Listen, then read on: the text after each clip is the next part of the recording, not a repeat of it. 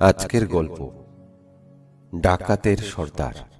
লেখক সরোজ কুমার রায়চৌধুরী।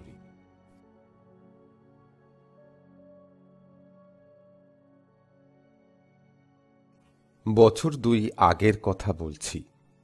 শীতকালের সকালবেলা। আগের রাত্রে টিপি টিপি বৃষ্টি হয়ে গেছে।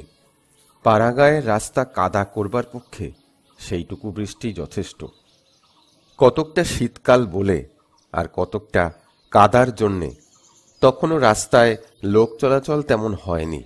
কেবল কয়েকজন সেকেলে বৃদ্ধের কাদা ভেঙে ছপাত ছপাত করে পথ চলার শব্দ আর গুনগুন স্বরে ভগবানের নাম গান মাঝে মাঝে শোনা যাচ্ছে।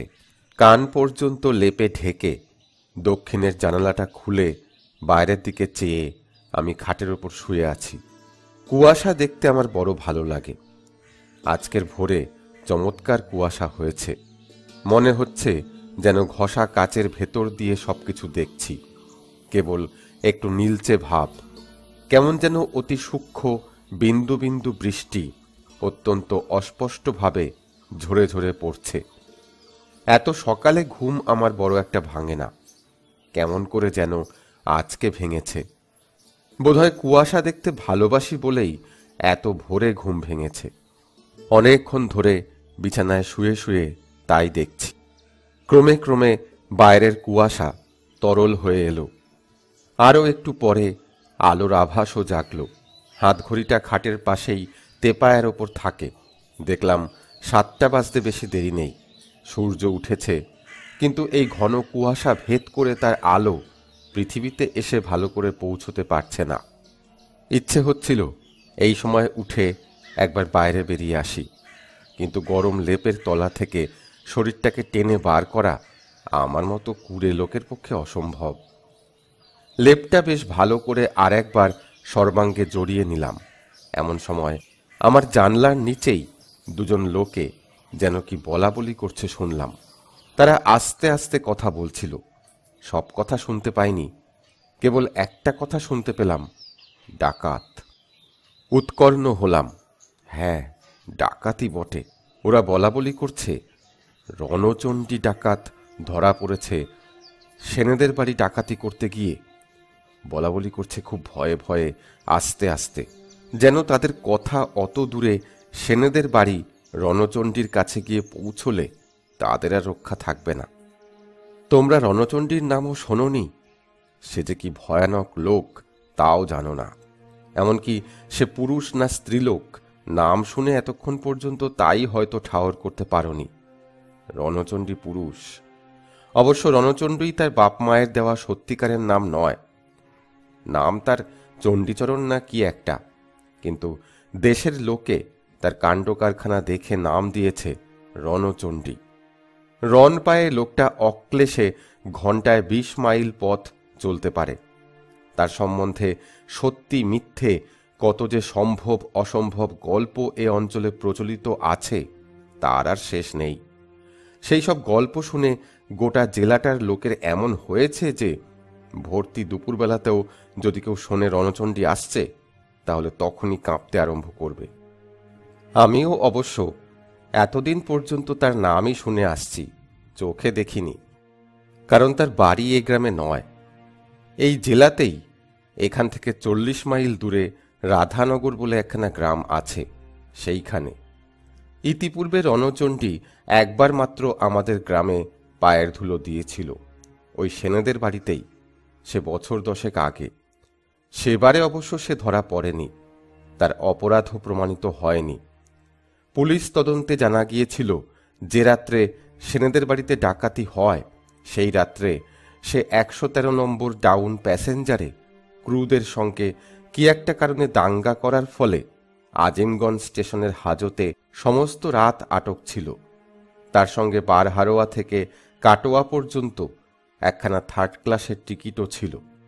যদি ধরা যায় রাত্রি 1টা পর্যন্ত সে সেনাদের বাড়ি ডাকাতি করেছে, তাহলে একথা কিছুতেই বিশ্বাস করা যায় না যে তারপরে 40 মাইল পথ হেঁটে গিয়ে বারহারোয়ায় 3:30 প্যাসেঞ্জার ধরে আবার এই দিকেই সে ফিরছিল। সে যাত্রা ক্রুদের সঙ্গে মারপিট করার জন্যে তার 15 টাকা জরিমানা হয়েছিল।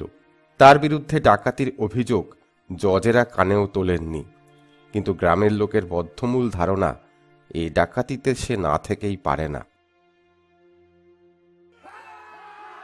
ডাকাত এসেছিল 20 জনের বেশি নয়। গোটা গ্রামের লোক তাদের বাধা দিতে ঝুঁকেছিল। গ্রামের মধ্যে মাত্র সেনেদের বাড়িতেই একটা বন্দুক আছে, কিন্তু ডাকাতরা কি কৌশলে তা আগেই হাত করে সেনেদের বাড়ির প্রত্যেক লোককে বেঁধে ফেলেছিল। এরপরে তাদের বিরুদ্ধে লড়বার জন্যে গ্রামের লোকের সম্বল রইল লাঠি, সোটা, বর্ষা আর খন্তা, কোদাল, কাস্তে আর মুড়ো ঝাঁটা। তাই নিয়েই তারা জড়ো হয়েছিল। কিন্তু ডাকাতের লাঠির বনবন শব্দে আর ঘন ঘন হুঙ্কারে কেউ কাছে ভিড়তে পারেনি। সেনেদের বাড়ির 2টো পশ্চিমা লাঠিয়াল খুন হয়ে গেল, আর সেন বুড়িকে ডাকাতরা মশালের ছেঁকা দিয়ে আস্ত রাখেনি। শুধু তাই নয়, ডাকাতি শেষ করে 1টার সময় যখন তারা বেরুলো, তখন বোধহয় গ্রামের লোক জড়ো হয়েছিল সেই রাগে দুপাশে যেসব ঘর পড়ল তাইতে মশালের আগুন জ্বেলে পালালো। গ্রামের লোক ডাকাত ধরবে কি, নিজেদের ঘরের আগুন নেবাতেই ব্যস্ত রইল। সেই জন্যেই গ্রামের লোকের ধারণা এতে রণচণ্ডী ছিল, নইলে এত বড় নৃশংসতা আর কেউ করতে পারত না। খুন, জখম, ডাকাতি, লোকের বাড়িতে আগুন দেওয়া যেন তার কাছে 1 গ্লাস জল খাওয়ার চেয়েও সোজা, এমন ভয়ঙ্কর সে লোক। সেই লোক ধরা পড়েছে শুনে আমি আর বিছানায় শুয়ে থাকতে পারলাম না। ঝেড়ে মুড়ে উঠলাম। হাত মুখ ধুয়ে 1 পেয়ালা চা খাবারও তর সইল না। বাইরে কনকনে ঠান্ডা হাওয়া হোক, আমি যেমন ছিলাম সেই অবস্থাতেই কেবল একখানা গায়ের কাপড় মুড়ি দিয়েই বেরিয়ে পড়লাম। বাইরে তখনও অল্প স্বল্প কুয়াশা রয়েছে, কিন্তু কথাটা আমার কিছুতেই বিশ্বাস হচ্ছিল না। রণচণ্ডীকে ধরবে কে? তাকে ধরা মুখের কথা। সে রণ পায়ে ভর দিয়ে একটা লাফে লোকের মাথা ডিঙিয়ে চলে যেতে পারে। লাঠি যখন সে ঘুরোয়, তখন বন্দুকের গুলি ছুড়লে তার গায়ে বেঁধে না, তার হুঙ্কারে মানুষ ভিড়মি যায়। আর সেই রণচণ্ডী ধরা পড়ল, গুজবই হবে, নইলে 100 জন লোকের সাধ্য নেই তার লাঠির মহড়া নেয়। তবু গেলাম। গিয়ে দেখি সত্যি সেনেদের বাড়ির সামনে যে 2টো নিম গাছ রয়েছে, তারই একটাতে রণচণ্ডী পিচমোড়া দিয়ে বাঁধা, আর 1000 লোক তার চারদিকে জড়ো হয়েছে। বলছে তো রণচণ্ডী, কিন্তু আমার বিশ্বাস হলো না। পাতলা ছিপছিপে একহারা চেহারা, ঢ্যাঙা, মনে হয় একটা ঠেলা দিলে পড়ে যাবে। তামাটে রং, মুখের গোফে, গালপাট্টায়, মাথার চুলে পাক ধরেছে। মাথায় ঝাঁকড়া ঝাঁকড়া চুল একটা গামছা দিয়ে বাঁধা। পায়ের ডিমে কেউ বোধহয় বর্ষা মেরেছিল। ক্ষতস্থানটা হাঁ করে রয়েছে, আর তা থেকে ধারায় ধারায় যে রক্ত ঝরেছিল তা শুকিয়ে জমে গেছে। গায়ের আরও নানা জায়গায় নানা আঘাতের দাগ, দাগরা দাগরা হয়ে ফুলে রয়েছে। মাথাতেও বোধহয় কেউ লাঠি চালিয়েছিল। 4 আঙুল লম্বা কাঁটা দাগে রক্ত জমে আছে, আর সেই রক্তে মাথার বড় বড় চুলে স্থানে স্থানে জট পড়েছে। দেখে তাকে মোটেই শক্তিশালী বলে মনে হচ্ছিল না। রণচণ্ডী এমনি পাতলা ছিপছিপে হতেই পারে না, এ নিশ্চয়ই অন্য কেউ। লোকটার হাত 2টো তো পিচমোড়া দিয়ে বাঁধা আছেই, তার উপর কোমরেও একটা দড়ি দিয়ে বাঁধা। সেই অবস্থায় একটা পা ছড়িয়ে আর ক্ষত পাটা মুড়ে সে নির্ঝুম হয়ে বসেছিল। চোখ 2টো বন্ধ, বোধহয় ঝিমুচ্ছিল। ঘাড়টা এমনিভাবে হেলে রয়েছে যে মনে হচ্ছে তার ঘাড়ে হাড়ই নেই। জিসাস ক্রাইস্টের এমনি একটা ছবি আছে, অথচ তার সঙ্গে এর কত তফাত। লোকটার চারিদিকে কাতার দিয়ে লোক দাঁড়িয়ে, কিন্তু কেউ কোনো কথা বলছে না। একেবারে কাছে আসতেও এখনো ভরসা পাচ্ছে না, কথা কইতেও ভয় পাচ্ছে। রণচণ্ডী, যদি সত্যই লোকটা রণচণ্ডী হয়, সেই যে চোখ বুজে বসে আছে, একবার চোখ মেলে চাইছেও না, একটা শব্দও করছে না। যদি কখনো ঘাটটা ডান দিক থেকে বাঁ দিকে ঘুরছে, অমনি পিছু হটবার জন্যে ভিড়ের মধ্যে ঠেলাঠেলি পড়ে যাচ্ছে। রণচণ্ডী না পারে কি? যে দড়ি দিয়ে সে বাঁধা আছে, সে দড়ি যত শক্ত হোক, রণচণ্ডীর কাছে সে তো সুতো, একটা আড়মোড়া ভাঙলেই পুট করে ছিঁড়ে যাবে। সে যে ছিঁড়ে পালাচ্ছে না, তাই ভেবেই লোকে অবাক হচ্ছে। কিন্তু যে কারণেই হোক দড়ি ছিঁড়ে পালাবার কোনো চেষ্টাই সে করছে না। একটা কথাও কইছে না, একবার চোখ মেলে পর্যন্ত চাইছে না। এমনকি সে নিঃশ্বাস ফেলছে কিনা তাও বোঝা যায় না। এইসব নানা কারণে শুধু আমার নয়, আরও অনেকের সন্দেহ হচ্ছিল সে সত্যি রণচণ্ডী কিনা। কিন্তু জনার্দন পাঠক ভিড়ের একেবারে পিছনে একটা গাছের আড়ালে লুকিয়েছিল। সে শপথ করে বারবার বলেছিল যে লোকটা রণচণ্ডী ছাড়া আর কেউ নয়। তার মামার বাড়ি নাকি রাধানগরের পাশের গ্রামে। বহুবার সে রণচণ্ডীকে দেখেছে, ওকে সে ভালো করেই চেনে। জনার্দন মিছে কথা বলার লোক নয়। বললে, ওই যে দেখছো বটে পাতলা মতন, কিন্তু লাঠি হাতে করে ও যখন সোজা হয়ে দাঁড়াবে না, কার সাধ্যি ওর চোখের পানে চোখ তুলে চায়। বাঘের মতন চোখ দুটো জ্বলবে, আর সমস্ত শরীর গিঁট গিঁট হয়ে ফুলে উঠবে। জনার্দন নিজেই এমন চোখ পাকিয়ে কথাগুলো বললে যে শুনে গা শিউরে উঠল। দারোগা না আসা পর্যন্ত গোটা গ্রামের যত চৌকিদার ছিল সব লাঠি কাঁধে রণচণ্ডীকে পাহারা দিচ্ছিল। রণচণ্ডী বসেই রইল। সে যে ঘুমোচ্ছিল না তাতে আর ভুল নেই। কি যেন ভাবছিল, বোধহয় আপন দূরদৃষ্টের কথাই। আজ 40 বছর সে ডাকাতি করে আসছে। সে যে ডাকাত সে কথাও সবাই জানে। তবু ইতিপূর্বে কোনো দিন ধরা পড়েনি, কোনো দারোগা তাকে ধরতেই পারেনি। অবশেষে বৃদ্ধ বয়সে কিনা ধরা পড়ল। ভগবানের মার আর কাকে বলে। জেলের জন্যে নয়, জেলের ভয় সে করে না। না হয় বছরখানেক ঘানি টানবে কিংবা ছোবরার দড়ি পাকাবে, কিন্তু লজ্জা কত বড়। গোটা জেলার লোক তাকে জমের মতো ভয় করে। তাঁদেরই সামনে তাকে কোমরে দড়ি বেঁধে রাস্তা দিয়ে টেনে নিয়ে যাবে তো। এর পূর্বে তার মৃত্যু হলো না কেন? তার সঙ্গের লোক তাকে ফেলে যাবার আগে কেন তার মাথাটা কেটে নিয়ে গেল না? এইসব কথাই বোধহয় সে ভাবছিল। ঘুমোয়নি নিশ্চয়ই, কেননা ঘুমুলে যেরকম সহজভাবে মানুষের নিঃশ্বাস পড়ে তেমন পড়ছিল না। আর সত্যি কথা বলতে কি, এমন অবস্থায় কেই বা ঘুমোতে পারে? তার উপর অত লোক কাতার দিয়ে তার চারপাশে দাঁড়িয়ে। তারা যদিও চিৎকার গোলমাল করছিল না, কিন্তু একটা চাপা গুঞ্জন তো উঠছিল। কুম্ভকর্ণের ঘুম ভাঙাবার পক্ষেও তাই যথেষ্ট। এদিকে নিরর্থক তার চারদিকে দাঁড়িয়ে থেকে থেকে আমরাও ক্রমেই অসহিষ্ণু হয়ে উঠছিলাম। দারোগা এলে কি হয় তাই দেখবার জন্য ছিলাম। 9টা বেজে গেল, তবু দারোগা আসার নাম নেই। এ যেন যাত্রার দলের সেনাপতি আগে ভাগে সেজে এসে আসরে বসে আছে, রাজার অভাবে বক্তৃতা আরম্ভ করতে পারছে না। হঠাৎ রণচণ্ডী চোখ মেলে চাইলে। জবা ফুলের মতন লাল সে চোখ, যেন রক্ত ফেটে পড়ছে। সামনে যে ছোট ছেলেদের দল ছিল তারা তো ঊর্ধ্বশ্বাসে দৌড় দিল। রণচণ্ডী চোখের ইশারায় কি যেন বলে চোখ বন্ধ করলে। লোকেরা সে ইশারা বুঝতে না পেরে বোকার মতন পরস্পরের মুখ চাওয়াচাই করতে লাগল। একটু পরে রণচণ্ডী আবার চোখ মেলে চাইলে। ভাঙা ভাঙা বিদঘুটে গলায় বিরক্তভাবে বললে, তামাক। পিছনে কেউ তামাক খাচ্ছিল, যার ধ্যান কিছুতেই ভাঙবে বলে মনে হচ্ছিল না। তামাকের ধোঁয়ায় তার ধ্যান ভাঙালে, মুখও খোলালে। সমবেত লোকদের মধ্যে একটা সাড়া পড়ে গেল। চারদিকে কেবল তামাক তামাক রব উঠতে লাগল, যেন কোনো মহাসম্মানিত অতিথি তামাক ইচ্ছা করছেন। এই সুযোগে জনার্দন পাঠক তার হুঁকোটি নিয়ে খুব ভক্তি ভরে সামনে এসে দাঁড়ালো। কিন্তু রণচণ্ডী চোখ মেললে না। ওর চোখ মেলতে যন্ত্রণা হচ্ছিল কিনা কে জানে। হয়তো কেউ চোখেই আঘাত দিয়েছে। যেরকম টকটকে লাল চোখ, তাতে বিচিত্র কিছুই নয়। যাই হোক, সে আর চোখ মেললে না।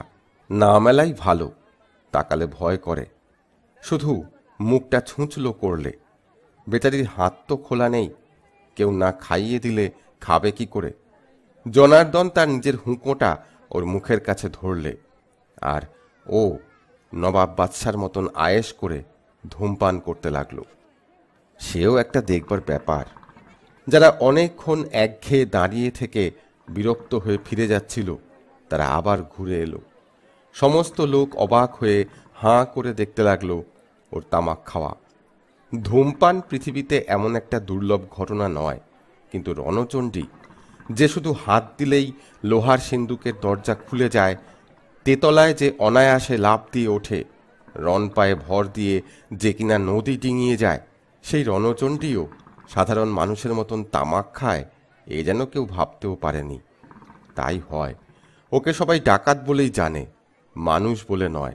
সবাইকার ধারণা ও যেন খায় না, ঘুমোয় না, কেবল দিনরাত্রি মাথায় পাগড়ি বেঁধে ডাকাতিই করে, যাত্রার দলের রাজার মতন। আমাদের যেমন ধারণা যে রাজা সবসময় ওই একই পোশাক পরে থাকে আর সবসময় অমনি অমিত্রাক্ষর ছন্দে কথা বলে, এও ঠিক তাই। রণচণ্ডী যেন কেবল ডাকাত, মানুষ নয়। ভালোই হোক আর মন্দই হোক, সে সাধারণ মানুষের বাইরে। সুতরাং তাকে সাধারণ মানুষের নিয়মে চলতে দেখে সবাই বিস্মিত হচ্ছিল। বোধ করি সবাই একটু ক্ষুণ্ণই হলো। এত বড় একটা বিখ্যাত ডাকাতের কাছ থেকে সবাই একটা অদ্ভুত রকম কিছু দেখবার প্রত্যাশাই করছিল। বরং সে একটা কাঁচা হাঁস খেলেই লোকে খুশি হতো, তা না করে কিনা সামান্য তামাক খাওয়া। আরে ছ্যা! কিন্তু কি আর করা যায়, ওর ওপর তো আর কারো কোনো হাত নেই। ও কাঁচা হাঁস না খেয়ে চোখ বুজে আয়েশ করে তামাকই খেতে লাগলো, আর আমরা সবাই অবাক হয়ে তাই দেখতে লাগলাম। তবে হ্যাঁ, তামাক খাওয়া বটে। রণচণ্ডী চোখ বন্ধ করে 15 মিনিট ধরে অবিশ্রান্ত তামাক টেনেই চলেছে। টানছে তো টানছেই, তারা থামাথামি নেই, কারো দিকে ভ্রুক্ষেপই নেই। দেখতে দেখতে তার চারিদিকে ধোঁয়ার কুয়াশার সৃষ্টি হলো। জনার্দনেরও হুঁকো ধরে থেকে হাত ব্যথা করে গেল। সে হুঁকোটা ডান হাত বাঁ হাত করতে লাগলো। আমরা ক্রমশ বিরক্ত হয়ে সবে ফিরব মনে করছি, এমন সময় পিছনে ঘোড়ার পায়ের শব্দ শুনে চমকে চাইতেই নজরে পড়ল জনতার বাইরে দারোগা বাবুর টুপি সমেত মাথাটা। কনস্টেবলরা হাঁকছে, হাঁটাও হাঁটাও। কনস্টেবলদের হাঁকাহাঁকি সত্ত্বেও ভিড় হটল না। দারোগাকে বাধ্য হয়ে কোনো রকমে ভিড় ঠেলে ভিতরে আসতে হলো। পিছনে পিছনে একখানা চেয়ারও কোনো রকমে একজন চৌকিদার পৌঁছে দিয়ে গেল। তারপরে সে একটা দৃশ্য, শেয়ানে শেয়ানে কোলাকুলি। দারোগাকে দেখেই রণচণ্ডী ঘাড় তুলে একবার চেয়েই মুচকি হাসল, বলল, হাত দুটো পিছন দিকে বাঁধা দারোগা বাবু, খুলে না দিলে যে চরণের ধুলো নিতে পাই না। দারোগাও হেসে বললেন, থাক থাক, চরণের ধুলো আর দরকার নেই। তার চেয়ে জিভ কেটে রণচণ্ডী বললে, বলেন কি বাবু, আপনারা হলেন ব্রাহ্মণ বর্ণের গুরু, ইহকাল তো গেলই, পরকালের ব্যবস্থা একটু করব না?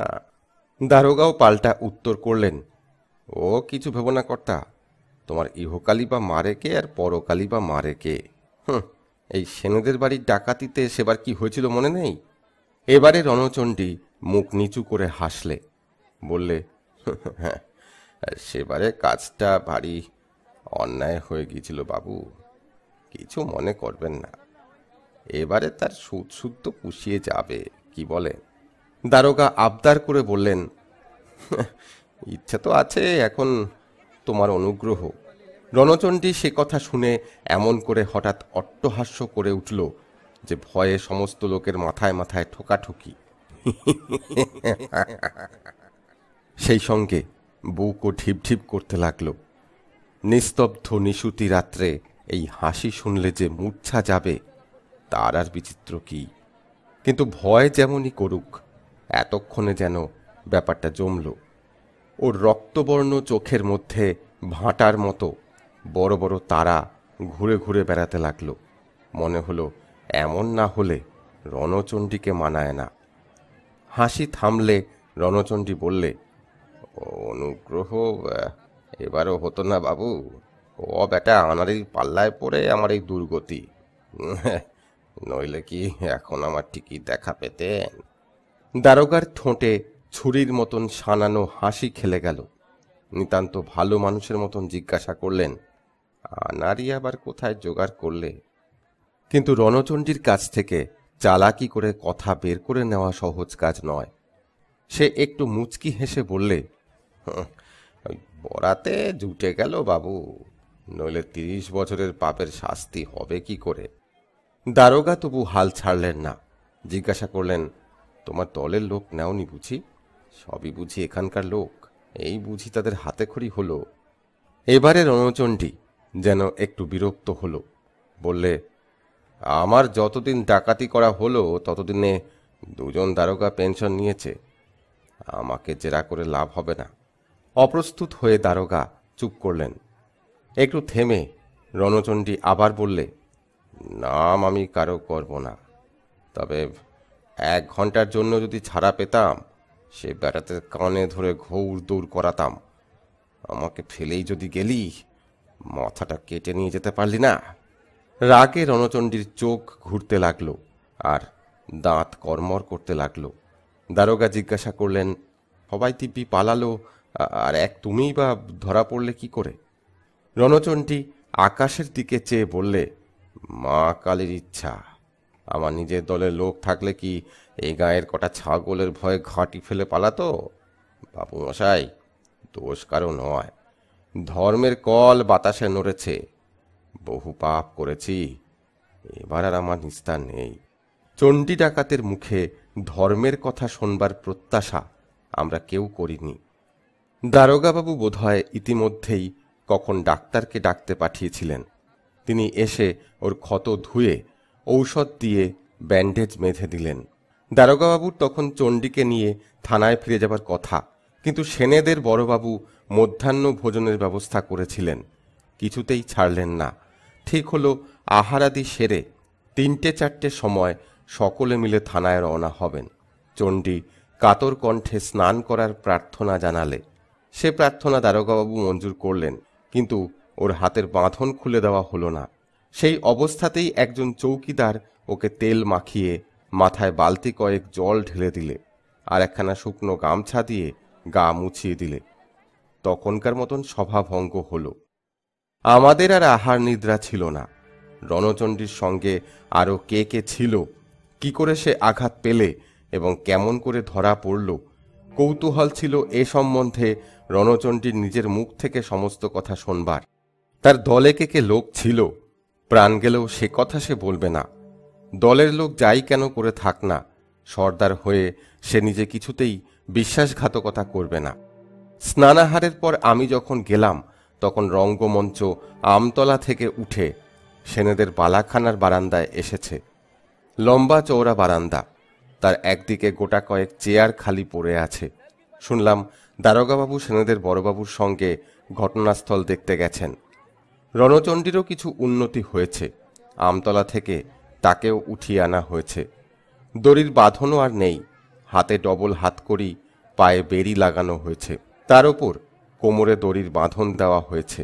সে দড়ির অপর প্রান্ত দারোগার চেয়ারের অদূরে একটা থামের সঙ্গে বেঁধে রাখা হয়েছে, আর বারান্দার অপর প্রান্তে ইতিমধ্যেই বহু লোক এসে গেছে। তাদেরই মধ্যে আমিও গিয়ে বসলাম। বারান্দার পূর্ব প্রান্তে যেদিকে রণচণ্ডী ও পুলিশ বসে আছে, সেদিকটা নিস্তব্ধ, থমথমে ভাব, আর আমাদের প্রান্তে কে যেন মৌচাকে ঢিল ছুঁড়েছে এমনি গুঞ্জন উঠছে। বেশিক্ষণ অপেক্ষা করতে হলো না। সেনেদের বড়বাবুর সঙ্গে দারোগাবাবু ফিরে এলেন। তার মুখ কেমন যেন খুশি খুশি মনে হচ্ছিল। হবারই কথা, রণচণ্ডীর মতন ডাকাত যাকে কেউ কোনোদিন ধরতে পারেনি, তাকে ধরতে পারা কম কৃতিত্বের বিষয় নয়। দারোগা বেশ ভব্যিযুক্ত হয়ে চেয়ারে বসে রণচণ্ডীর দিকে চেয়ে হাসতে হাসতে বললেন, দেখো সর্দার, আমি তোমাকে চিনি। তুমি দলের কারো নাম করবে না সে আমি জানি। আজ 30 বৎসর ধরে তুমি ডাকাতি করে আসছো। আমার মতো কত দারোগা এর মধ্যে এসেছে গেছে, কিন্তু কেউ তোমার কেশাগ্র স্পর্শ করতে পারেনি। তুমি কি সহজ লোক? বলে দারোগা সকলের মুখের দিকে চেয়ে হাসতে লাগলেন। রণচণ্ডী অনেকক্ষণ থেকেই আপন মনে কি যেন ভাবছিল। কথাটা তার কানে গেল কি না বোঝা গেল না। যেমন ছিল তেমনভাবেই বসে রইল। দারোগা আবার বললেন, কারো নাম আমি জানতে চাই না। কি করে ধরা পড়লে সেই কথাটা বলতে তোমার আপত্তি কি? তাতে তো আর কিছু ক্ষতি হবে না। রণচণ্ডী একটু ভেবে বলল, না, ক্ষতি যা হবার হয়েছে, তার বেশি আর কি ক্ষতি হবে? তাই তো বলছি। রণচণ্ডী একটু নড়ে চড়ে বসল। আমরাও তার কথা শোনবার জন্যে উদগ্রীব হয়ে উঠে বসলাম। রণচণ্ডী হঠাৎ বিরক্তভাবে বলে উঠল, সে কথা শুনে আর কি হবে বাবু? পাকে চক্রে ধরা পড়ে গেছি। এতে কারো কোনো বাহাদুরি নেই। 20 বার ডাকাতি করতে গেলে একবার ধরা পড়তেই হয়। দারোগা নরম সুরে বললেন, তা কি আর জানি না সর্দার, বাহাদুরি নিতে তো চাই না, কিন্তু তোমার মতন ডাকাত ধরা পড়ে সে কেমন পাকচক্র তাই জানতে চাই। রণচণ্ডী ঝেড়ে উঠে বসল, বললে, শুনবেন সে কথা? আমি তো ওই পশ্চিম দিকে ঘাঁটি আগলাচ্ছি, এমন সময় এক বেটা আনাড়ি এসে বললে, আমরা তো পারছি না সর্দার, বাড়ির ভেতর এক জাহাবাজ মেয়ে আছে, সে তো আমাদের কিছুতেই কায়দা করতে দিচ্ছে না। মশালের আলোতে দেখলাম তার মুখ দিয়ে ঝরঝর করে রক্ত পড়ছে, যন্ত্রণায় বেটা অস্থির হয়ে পড়ছে। সেনেদের বড়বাবু দারোগার দিকে চেয়ে হেসে বললেন, মা আমার খুব সাহসী, আমার মেয়ে জামাই না থাকলে কাল আর কিছু রক্ষা করতে পারতাম না। মেয়ে আমার নোড়া দিয়ে একবারটার মুখে এমন করে মারলে যে একটা দাঁত তখনই ভেঙে পড়ে গেল। বেটা ভোরকে যে কোথায় পালালো তার পাত্তা পাওয়া গেল না। আর জামাইও একখানা বগি দা নিয়ে এক বেটার হাতে এমন চোট দিলে যে বেটার একটা আঙুল মেঝে খসে পড়ে টিকটিকির নেজের মতন লাফাতে লাগলো। সেই দাঁত আর আঙুল তো আপনাকে দিলাম। কথাটা না বলবার জন্যে দারোগা বোধহয় বড়বাবুর গা টিপছিলেন, কিন্তু বৃদ্ধ ভদ্রলোক অত না বুঝে সকলের সামনেই কথাটা ফাঁস করে দিলেন। রণচণ্ডী কথাটা শুনে প্রথমে খানিকটা স্তব্ধ হয়ে বসে রইল। একটা দীর্ঘশ্বাস ফেললে, বুঝলে দাঁত আর আঙুল যখন পাওয়া গেছে তখন অন্তত দলের এই দুজন লোককে খুঁজে বার করা কঠিন হবে না। তারপর বেচারারা সবে প্রথম নেমেছে, মারের চোটে হয়তো সব কবুল করে বাকি লোকের নামও বলে দেবে। দারোগাও তার মুখের দিকে চেয়ে বোধ করি মনের কথা টের পেলেন। মনে মনে বোধহয় একটু হাসলেনও, কিন্তু মুখে কিছু বললেন না। বড়বাবু সাদাসিধে লোক, অত জটিলতার মধ্যে নেই। একটা দীর্ঘশ্বাস ফেলে বললেন, হ্যাঁ, এখন পরের ছেলেকে বউকে সুস্থ করে ওই ভালোয় ভালোয় ফিরে পাঠাতে পারি, তবে না মুখ রক্ষা হয়।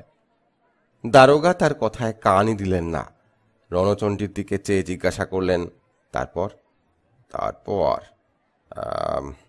রণচণ্ডী যেন স্বপ্ন থেকে উঠল, ম্লান হেসে বললে, বুঝেছি, এবারে আর কারো রক্ষে নেই বাবু। তাহলে গোড়া থেকেই বলি শুনুন। রণচণ্ডী বলতে লাগল, সেনেদের বাড়ির পেছনে যে মাঠ, তারপরে যে আম গাছওয়ালা পুকুর, সেইখানে আমরা সব জমায়েত হতে আরম্ভ করলাম। কজন ছিলাম সে আর বলবো না।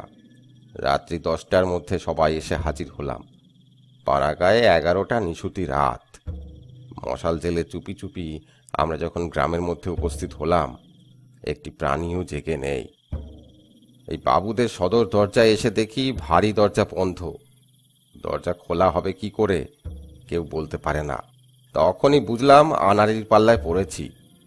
ডাকাতি করতে এসেছে, অথচ সদর দরজা খোলার কোনো ব্যবস্থা রাখেনি। ভাবলাম ভালোয় ভালোয় ফিরে যেতে পারলে বাঁচি, কিন্তু চণ্ডী ডাকাত জীবনে কখনো নিষ্ফল হয়ে ফিরে যায়নি। দরজায় সবাই মিলে ক্রমাগত লাথি মারতে লাগলাম, কিন্তু সে যা দরজা, মানুষের পায়ের লাথিতে তার কিছু হবার জো কি? সে শব্দে চারিপাশের লোকজন উঠে পড়েছে, কিন্তু আমরা যখন খেলা আরম্ভ করেছি কার সাধ্যি দরজা খুলে বাইরে আসে। অবশেষে ভাবলাম পাঁচিল টপকে ভেতরে লাফিয়ে পড়া ছাড়া আর কোনো উপায় নেই। এই ভেবে বাড়ির চারদিকে ঘুরছি কোন দিক দিয়ে লাফানো সহজ হয়। এমন সময় নজরে পড়ল একটা ঢেঁকি। সেই ঢেঁকি কাঁধে নিয়ে এসে তাই দিয়ে সদর দরজা ভেঙে ওরা তো ঢুকে পড়ল, আর আমরা জন কয়েক পুরনো লোক ঘাঁটি পাহারা দিতে লাগলাম। আধ ঘন্টাও হয়নি, এমন সময় দাঁত ভাঙা বেটা এসে উপস্থিত। শুনে আমি আর থাকতে পারলাম না। ও বেটাকে ঘাঁটিতে রেখে আমি ভিতরে ছুটলাম।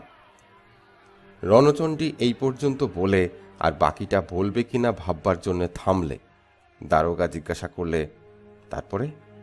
রণচণ্ডী অনুনয়ের সঙ্গে বললে, তারপরে যা হয়েছে সে তো উনিই সব জানেন, বলে বড়বাবুর দিকে চোখের ইশারা করে দেখালে। বড়বাবু ছিলা ছেঁড়া ধনুকের মতন লাফিয়ে উঠলেন, গর্জন করে বললেন, তাহলে আমার মেয়ের কান থেকে দুল ছিঁড়ে নিছিস তুই? বড়বাবুর মেয়ের কান থেকে এমন করে দুল ছিঁড়ে নেওয়া হয়েছে যে কানের নিচের নরম মাংসটা দুফাঁক হয়ে গিয়েছে। সকালে ডাক্তার এসে সেলাই করে দিয়ে গেছেন বটে, কিন্তু ভালো হতে অনেক দেরি লাগবে। তখন উত্তেজনার মুখে যাই কেন না করে থাকুন, মেয়ে মানুষ তো।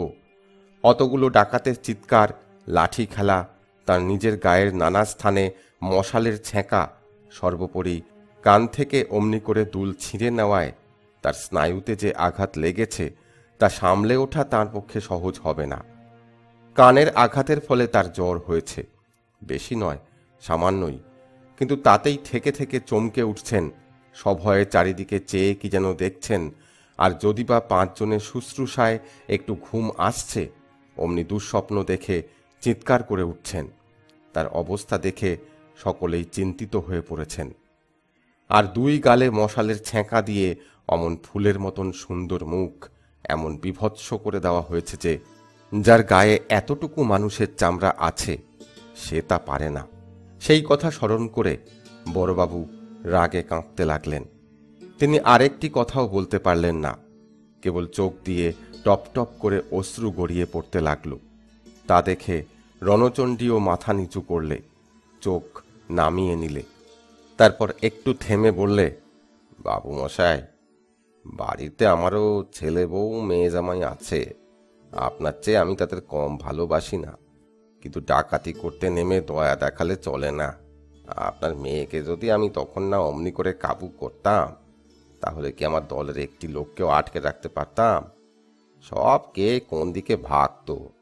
ওরা নতুন নেমেছে, মেয়ে লোকের গায়ে কিছুতেই হাত তুলতে পারতো না, পড়ে পড়ে মার খেতেও পারতো না। অবস্থাটা তখন কি হতো বিবেচনা করে দেখুন দেখি। দারোগা মাথা নেড়ে বললেন, ঠিক ঠিক। তারপর? রণচণ্ডী বিরক্তভাবে বললে, তারপর আনারিকে ঘাঁটিতে রাখলে যা হয় তাই হলো। কোথায় কে একটা বন্দুকের আওয়াজ করেছে, কি হয়তো লোকেরা উঠে হো হো করেছে, অমনি ঘাঁটির পালোয়ান 65 করেছে। দারোগাবাবু, ডাকাতের দলেই হোক আর ওই লেঠেলের দলেই হোক, একটা লোক ভাগরা হলে আর কাউকে আপনি আটকে রাখতে পারবেন না। এই এক মজা বরাবর দেখে আসছি, হলো তাই। একজনকে সরতে দেখে বাকি সব যে যেদিকে পারলে চম্পট দিলে। আমি একা, চারিদিকে বহু লোক তখন সাহস করে এগিয়ে এসেছে। আমার বগলে তখন বহু টাকার মাল। হই হই করে লাঠি খেলতে খেলতে বাইরে এসে দেখি অন্দরের দরজায় কে ভিতর থেকে তালা বন্ধ করে দিয়েছে। উপায় নেই, সঙ্গে একটা দোসর নেই, বেশি ভাববারও সময় নেই। লাঠিতে ভর দিয়ে এক লাফে পাঁচিলে উঠলাম। আমরা সভয়ে অন্দরের পাঁচিলের দিকে চাইলাম। সেটা খুব কম হলেও 10 থেকে 12 হাত উঁচু। রণচণ্ডী বলতে লাগলো, কিন্তু বয়স তো হয়েছে বাবু, শক্তি কমেছে, তাল রাখতে পারলাম না। ঘুরে নিচে পড়ে পায়ের গোছে চোট খেলাম। সেইখানেই বহু লোক জুটে হই হই করছে। ভাবলাম আর নিস্তার নেই, কিন্তু হঠাৎ আমার পড়ার শব্দ পেয়ে সবাই হুমড়ি খেয়ে কে কার ওপরে পড়ে গোঁ গোঁ করতে লাগলো তার ঠিক নেই। চোট খেয়েও আমি কিন্তু তখনই লাফিয়ে উঠলাম। সদর দরজা ভাঙা পড়ে রয়েছে। লাঠিতে ভর করে ঊর্ধ্বশ্বাসে ছুটলাম। ভরসা ছিল যে বাগানে আমরা প্রথমে এসে জুটেছিলাম সেইখানে সবাই অপেক্ষা করে আছে। কথাও সেরকম ছিল, সেই মনে করেই ওদিক দিয়ে আসছিলাম। কিন্তু বিধি বাম, হঠাৎ ধানের গোছে পা লেগে উল্টে পড়লাম। সেই সময় কজন লোক বোধহয় ডাকাতদের তাড়া করে ফিরে আসছিল। আমারই পড়ার শব্দ পেয়েই তারা টর্চ ফেললো। আর যাই কোথায়, সবাই এসে পড়ল মশাই। আমার ওপর লাঠি, টাঙ্গি, বল্লম, যার হাতে যা ছিল বেদম চালাতে লাগলো। দলের লোকদের কত ডাকলাম, বললাম, একজন কেউ এসে আমাকে তুলে ধর, এই বেটাকে এই মাঠে শুইয়ে রেখে যায়। কিন্তু কেউ ফিরে এলো না বাবু মশাই। বললাম, নেহাত না পারিস আমার মাথাটা তোরা কেটে নিয়ে যা, চিনতে যেন কেউ না পারে। তবু এলো না। এলে কি আরে দুর্দশা হয়। রণচণ্ডী হঠাৎ ভীষণ হাঁপাতে আরম্ভ করলে। তার মাথার যেখানটায় ভীষণ চোট লেগেছিল সেখান দিয়ে ঝরঝর করে রক্ত পড়তে লাগলো। ব্যান্ডেজটা দেখতে দেখতে রক্তে লাল হয়ে গেল। সেই সঙ্গে তার সমস্ত দেহ থরথর করে কাঁপতে লাগলো। দুজন সিপাই তাকে জড়িয়ে চেপে ধরলে তবু কাঁপুনি থামে না, আর ঠোঁটের দুই কষ দিয়ে অশ্রান্ত ধারে লালা স্রাব হতে লাগলো। আমরা সবাই চমকে উঠলাম। দারোগাবাবু ব্যস্ত হয়ে তখনই ডাক্তারকে খবর দিতে পাঠালেন। রণচণ্ডী 5 মিনিটের মধ্যে অচৈতন্য হয়ে সিপাইদের কোলে ঢলে পড়ল। সেইখানেই তাকে ধীরে ধীরে শুইয়ে দেওয়া হলো। পাখা এলো, জল এলো। একটু পরে ডাক্তারবাবুও এলেন। সমস্ত দেখে তিনি বললেন, ভয় নেই, বেঁচে যাবে। নারী বেশ সবলই আছে, তবে প্রচুর রক্তস্রাব হয়েছে। ক্ষত ধুয়ে দিতে অনেক দেরি হয়েছে, সেই জন্যই মূর্ছা গেছে। আত্মীয় বিয়োগ ব্যথায় মানুষ যেমন শোকার্ত হয়, দারোগাবাবু তেমনি শোকার্ত হয়ে উঠলেন। রণচণ্ডীর বাঁচার ওপর তার ভবিষ্যৎ নির্ভর করছে। তাকে জীবন্ত অবস্থায় জেলে পুরতে পারলে তবে না কৃতিত্ব। সে যদি এইখানে মরে যায় তাহলে তো সবই শেষ হয়ে গেল। বাকি যে কটা চুনোপুঁটি লুকিয়ে আছে তাদের ধরায় বাহাদুরি নেই। দারোগা বারান্দায় ছটফট করে ছুটে বেড়াচ্ছিলেন। সাগ্রহে জিজ্ঞাসা করলেন, বাঁচবে তো ডাক্তারবাবু? আপনাকে আমি ডবল ফি দেবো। পাড়া গাঁয়ের ডাক্তার, ন্যায্য ফিটাই সাধারণত মেলে না, তার উপর একেবারে দ্বিগুণ ফি। খুশি হয়ে তিনি বললেন, কিছু ভয় নেই, বাঁচবে নিশ্চয়ই, কিন্তু আমাকে একটা ইনজেকশন করতে হবে। আমি লিখে দিচ্ছি, আপনি একটা কনস্টেবলের হাতে দিয়ে ওই পাঠিয়ে দিন সাইকেল করে। পাশের গ্রামেই ওষুধের দোকান আছে, যাবে আর আসবে। ততক্ষণ ওর চোখে মুখে জল দিন আর বাতাস করুন। সেনেদের বড়বাবু ওষুধের দাম বাবদ 2টি টাকা বের করে দিলেন এবং তাদেরই বাইসাইকেল নিয়ে একজন কনস্টেবল ছুটল মাইল 2 দূরের পাশের গ্রাম থেকে ওষুধ নিয়ে আসতে। ডাক্তারবাবু আরেকবার রণচণ্ডীর নাড়ি পরীক্ষা করে বললেন, এখন তো 6টা বাজে, আপনার কনস্টেবলের ফিরতে 7:30 হবে। 8টার মধ্যে আপনার রোগী ঝেড়ে উঠে বসবে। হতাশভাবে দারোগাবাবু বললেন, আপনার দয়া। হতাশ হবারই কথা। রোগীর অবস্থা দেখে আমাদের মনে হলো 8টার মধ্যেই সব শেষ হয়ে যাবে। ডাক্তারবাবু ইনজেকশন করারও বোধহয় আর সময় পাবেন না। ততক্ষণ জল দেওয়া আর বাতাস করা চলতে লাগলো। বারান্দা নিস্তব্ধ। 6টা থেকে 7:30। এর মধ্যে দারোগাবাবু 20 বার ঘড়ি দেখতে লাগলেন। বারবার প্রশ্ন করেন, 7:30টার মধ্যে ফিরতে পারবে তো? ওখানকার দোকানে ওষুধটা পাওয়া যাবে তো? বাঁচবে বলে ভরসা করেন? এই দারোগার মেজাজটি ঠিক দারোগা জনচিত নয়। এসে পর্যন্ত দেখছি মুখে হাসি লেগেই আছে, কিন্তু দেখতে দেখতে তাও গেল বিগড়ে। বাবুদের বাড়ি থেকে চা খাবার এলো। ভদ্রলোক তা স্পর্শও করলেন না। দুজন চৌকিদার ওদিকে কোণে বসে কি ফিসফাস করছিল, তিনি খামোখা তাদের গালাগালি দিলেন। যে দুজন চৌকিদার রণচণ্ডীকে বাতাস করছিল তাদের বুটের গুঁতো দিয়ে আরও জোরে জোরে বাতাস করতে হুকুম দিলেন। ডাক্তারবাবুকে ধমক দিলেন, আপনি কিরকম ডাক্তার মশাই? চিকিৎসা করছেন অথচ ওষুধ রাখেন না। ডাক্তারবাবু হাত চুলকে বললেন, ছিল কি জানেন, কাল সকালে একজনকে ইঞ্জেকশন দিতে ফুরিয়ে গেল। কাল সকালে ফুরিয়ে গেছে, অথচ এখনো পর্যন্ত আনাননি কেন? মানুষের জীবন নিয়ে আর কি। আগে না, আজকে আনতে তবু তবু মনে করেছিলাম, তা। মুখ ভেঙচে দারোগাবু বললেন, তা তা কি হলো? মনে করছিলেন তো দিলেন না কেন? আমাকে জব্দ করার ফন্দি না। থতমত খেয়ে ডাক্তার বললেন, আগে না, আমাদের কি জানেন? জানি জানি, আপনাদের সব বদমাইশি। রোগী যদি ওষুধ আনার আগে মরে যায় আপনাকে আমি প্রসিকিউট করব। 6টি মাস আপনাকে ঘানি ঘরে জুড়ব, তবে আমার নাম গদাধর সামন্ত। একটু পরেই বড়বাবুর দিকে ফিরে চেঁচিয়ে বললেন, মশাই, একটা আলো দেবেন না দেবেন না? আমরা এতগুলো লোক অন্ধকারে বসে থাকবো? বড়বাবু ব্যস্ত হয়ে একটা কি বলতে গেলেন, কিন্তু দারোগা তাকে থামিয়ে দিয়ে বললেন, ওই তেলের দামটা আমি না হয় দেবো মশাই, এমন না হলে আর বাড়িতে ডাকাত পড়ে। একটু আগে দারোগার সামনেই বড়বাবু চাকরকে একটা আলো দিয়ে যাবার হুকুম দিয়েছিলেন। আলো পরিষ্কার করে জেলে আনতে যেটুকু দেরি, তার বেশি দেরি হয়নি। কিন্তু দারোগার ধমকে বড়বাবু আবার ব্যস্ত হয়ে চাকরকে ডাকাডাকি করতে লাগলেন। চাকর আলো নিয়ে আসতে বড়বাবু আবার সবিনয়ে দারোগাকে চা খাবারের জন্য অনুরোধ জানালেন, কিন্তু দারোগার মাথার তখন ঠিক নেই। দাঁত খিঁচিয়ে বললেন, চা চা খেতেই তো আপনার বাড়িতে আসা, কি কাণ্ড হচ্ছে দেখছেন না, কেবল চা খান চা খান বলে রেগে চায়ের পেয়ালা আর খাবারের থালা ছুঁড়ে উঠানে ফেলে দিলেন। থালা পড়ল ঝনঝন করে, চায়ের পেয়ালা উঠোনে পড়ে খান খান হয়ে গেল। বড়বাবু স্তব্ধ হয়ে বসে রইলেন।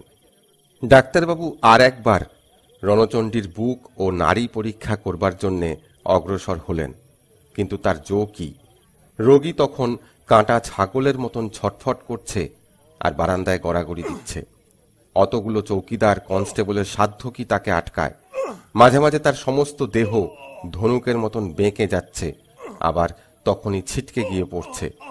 তার হাতের পায়ের বেরির শব্দ হচ্ছে ঝনঝন, আর মুখ দিয়ে একরকম অস্বাভাবিক গোঁ গোঁ শব্দ বার হচ্ছে। দেখে ডাক্তারের মুখ শুকিয়ে গেল। দারোগা জিজ্ঞাসা করলেন, কিরকম বুঝছেন? ক্ষীণ কণ্ঠে ডাক্তার বললেন, বড় ভালো বোধ হচ্ছে না, টিটেনাস। তা তো আমি আগেই জানি, আপনার মতন অপদার্থ ডাক্তারের পাল্লায় যখন পড়েছি তখন ও রোগী আর বাঁচানো যাবে না। কি বললেন? টিটেনাস? তাই তো মনে হচ্ছে। আমি বলছিলাম, আপনাকে আর কিছু বলতে হবে না। আসামি যদি মরে না, ওর হাতের পায়ের বেদি খুলে আপনার হাতে পায়ে পরাবো। বোধহয় রোগীর সামনে ডাক্তার অন্য মানুষ হয়ে যায়। দারোগার হুমকিতে ডাক্তারবাবু ভয় পেলেন না। বললেন, আমি বলছিলাম, রোগীর হাত পায়ের বেরি খুলে দিলে হয় না? মুখ ভেঙচে দারোগা বললেন, কেন হবে না? কিন্তু পালিয়ে গেলে দায়ী হবে কে? আপনি? ডাক্তার আর কথা কইলেন না। দারোগা বার কয়েক বারান্দায় পায়চারি করে হুকুম দিলেন, দে, ওর বেরি খুলে দে। বেচারা মরবেই তো, কেন মিছামিছি বন্ধন দশায় মরে? দে খুলে। বস্তুত পক্ষে আমাদের মতো বাইরের লোকেরও বুঝতে দেরি হচ্ছিল না যে চণ্ডীর মৃত্যুর আর দেরি নেই। মাঝে মাঝে তার বুকের ভেতর থেকে একটা ভারী নিঃশ্বাস অদ্ভুত রকমের ঘর ঘর শব্দ করে ঠেলে উঠছিল।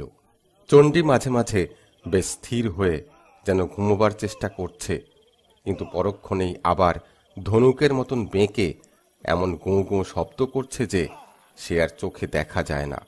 কনস্টেবল ওর হাতের পায়ের বেরি খুলে দিলে মনে হলো যেন রোগী অনেকটা সুস্থ বোধ করলে।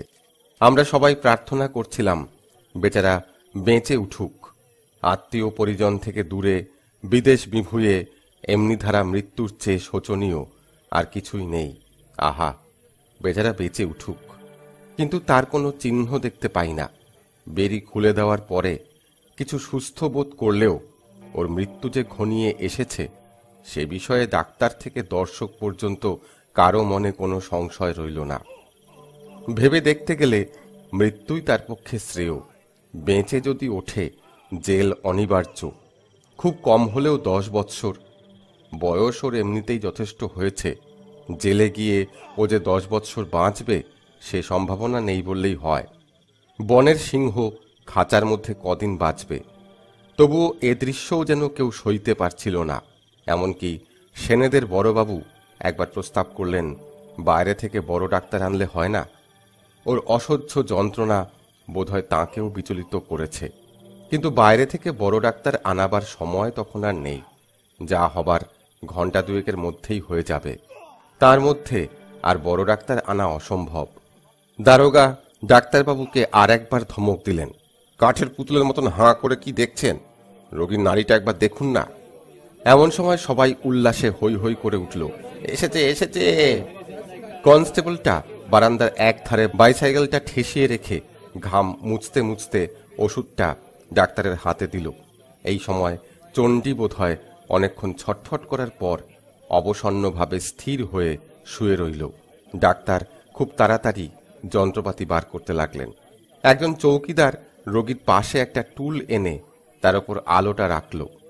ডাক্তার রোগীর বাহুর একটা স্থানে আয়োডিন দিয়ে কেবল ছুঁচটা বাগিয়ে ধরেছেন, অমনি হঠাৎ টুলের ওপর থেকে আলোটা মাটিতে পড়ে নিভে গেল এবং সেই সঙ্গে বাপ রে বাপ বলে হিন্দুস্তানি গলায় শব্দ উঠল।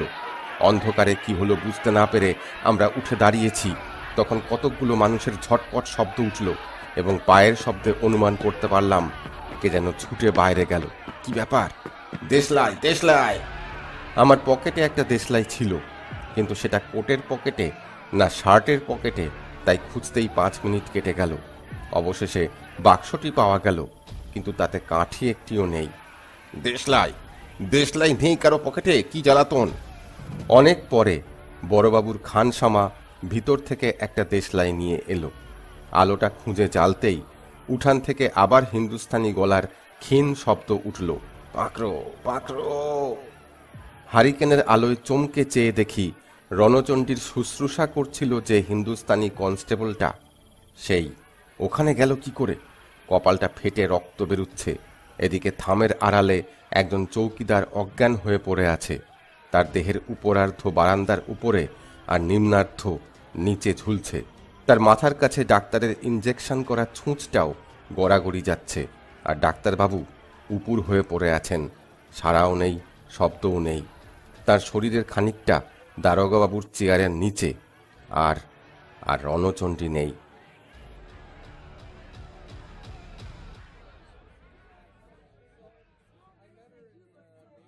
এতক্ষণ আমরা সবাই স্তব্ধ হয়েছিলাম। চক্ষের পলকে ভোজবাজির মতন কি যে হয়ে গেল কিছুই স্থির করে উঠতে পারছিলাম না। এখন সকলে সমস্বরে চিৎকার করে উঠলাম, পাকড়ো, পাকড়ো! ডাকাত পালালো, ডাকাত পালালো! ছুটতে ছুটতে সবাই বাবুদের বাড়ির পিছনে যে মাঠ, সেইখানে এসে থেমে গেলাম। কোথায় যাব? চারিদিকে এমন অন্ধকার যে নিজের হাত দেখা যায় না। এই অন্ধকারে কোথায় তাকে খুঁজে পাওয়া যাবে? মাত্র কয়েক মিনিট আগে যে মরছিল, দেহ ক্ষণে ক্ষণে ধনুকের মতন বেঁকে উঠছিল, মুখ দিয়ে অস্ফুট গোঙানির শব্দ আসছিল, সে যে একটা ঘুষিতে অত বড় একটা জোয়ান কনস্টেবলের রক ফাটিয়ে তাকে অত দূরে ছিটকে ফেলে দিয়ে পালাতে পারে, তাই বা কে ভাবতে পেরেছিল? একজন জমাদার সাহস করে প্রস্তাব করলে, দারোগার ঘোড়াটা নিয়ে যদি একবার দেখা যায় হয়তো পাওয়া যেতে পারে। বেশ দূর সে পালাতে পারেনি নিশ্চয়ই। দারোগা তাকে দাঁত খিঁচিয়ে বললেন, যাও না ঘোড়াটা নিয়ে, দেবে ঝোপের আড়াল থেকে এক লাঠিতে শুইয়ে। রাত্রে তাকে খোঁজা মিথ্যে, কাল সকালে যা হয় করা যাবে। সকলে আবার বাবুদের বাড়িতেই ফিরে গেলেন। কনস্টেবলটা তখন উঠে বসেছে, ডাক্তারবাবু। কনস্টেবলের কপালে একটা ব্যান্ডেজ বেঁধে দেওয়া হলো। সে বললে, ডাকাতটা হাতুড়ির বাড়ি দিয়ে কপাল ফাটিয়ে দিয়েছে, কিন্তু হাতুড়ি কোথায় পাবে? এক লোহার বেড়ি, তাও যেখানে রাখা হয়েছিল সেইখানেই আছে, কেউ হাত দেয়নি। হাতুড়ি টাতুড়ি নয়, রণচণ্ডীর শুধু হাতের ঘুষিতেই অমন হয়েছে। ডাক্তারবাবুর বিশেষ কিছুই হয়নি, কেবল উপুর হয়ে পড়ার জন্যে নাকের খানিকটা ছিঁড়ে গেছে, সে কিছুই নয়। এই ঘটনার পরে কিছুকালের জন্য দারোগা এখানে আস্তানা গাড়লেন। বাবুদের একঘর প্রজা ফৌত হয়ে গিয়েছে, সেই বাড়িটা পড়েই ছিল। সেইখানে সদল বলে তিনি বাস করতে লাগলেন। আহারাদি বাবুদের বাড়ি থেকে পাঠাবার বন্দোবস্ত হলো। তাঁদেরও গরজ ছিল। রণচণ্ডী পুলিশের হাত থেকে পালিয়েছে, সেনাদের ওপর রাগ থাকাও বিচিত্র নয়। আর তার মতন লোক কখন যে কি করে বসে তার ঠিক নেই। বোধহয় সেই জন্যেই বড়বাবু সহজে এবং সানন্দে এই বোঝা বইতে রাজি হয়েছে। রণচণ্ডী ধরা পড়বে এ ভরসা তার ছিল না। ধরা পড়েও যে পালায়, তাকে ধরা কি সহজ ব্যাপার? একটা আঙুলের কর্তিত অংশ আর একটা ভাঙা দাঁত, এ নিয়ে হয়তো অনেক ডাকাতকে ধরা সম্ভব হতো যদি রণচণ্ডী না পালাতো। রণচণ্ডী বাইরে আছে জেনে কে সাহস করে অন্য ডাকাতকে ধরিয়ে দেবে? তাহলে রণচণ্ডী কি আর রক্ষা রাখবে? কিন্তু দারোগাবাবু হাল ছাড়লেন না। রণচণ্ডী তার কবল থেকে পালিয়ে গেছে, এই কলঙ্ক ধুয়ে ফেলতেই হবে। কাঁটা আঙুল আর ভাঙা দাঁত নিয়েই তিনি তদন্ত আরম্ভ করলেন। যে বাড়ি পুলিশের আড্ডা, সেটা আমার বাড়ির কাছেই। বাড়ির পেছনেই একটা এঁদো ডোবা, তার ওপরেই বাড়িটা। দিনে রাত্রে মানুষের প্রাণ ফাটা আর্তনাদে আমার তো আহার নিদ্রা বন্ধ হয়ে গেল। ব্যাপারটা এই, স্থানীয় লোকেই যে এই ডাকাতিতে বেশি ছিল এ ধারণা দারোগার মনে বদ্ধমূল। রণচণ্ডীর কথাতেও তাই প্রমাণ হয়। ডাকাতরা প্রথমে এসে যে বাবুদের বাড়ির পিছনে আমবাগানেই জমায়েত হয়েছিল তা মিথ্যা নয়। সকালে গিয়ে সেখানে মশাল জ্বালার চিহ্ন পাওয়া গেছে। সুরকি ভাঙা ঢেঁকি দিয়ে সদর দরজা ভাঙার কথাও সত্যি। ঢেঁকিটা তখনও সেইখানেই পড়েছিল। ডাকাতি করার যে বিবরণ সে দিয়েছিল তাও অন্যান্য লোকের বিবরণের সঙ্গে মিলে যায়। মায় তার অন্দরের পাঁচিল ডিঙিয়ে পালিয়ে আসার বিবরণও যারা সেখানে উপস্থিত ছিল তারা এক বাক্যে সমর্থন করেছে। সুতরাং এ কথা অনুমান করা অসঙ্গত নয় যে তার কথার সবটা সত্যি যদি নাও হয়, অনেকটাই সত্যি। দ্বিতীয়ত, তার অভিজ্ঞতা এই যে গ্রামে ডাকাতি হয় সে গ্রামের লোক কেউ না কেউ তার মধ্যে থাকেই, নইলে সন্ধান দেবে কে?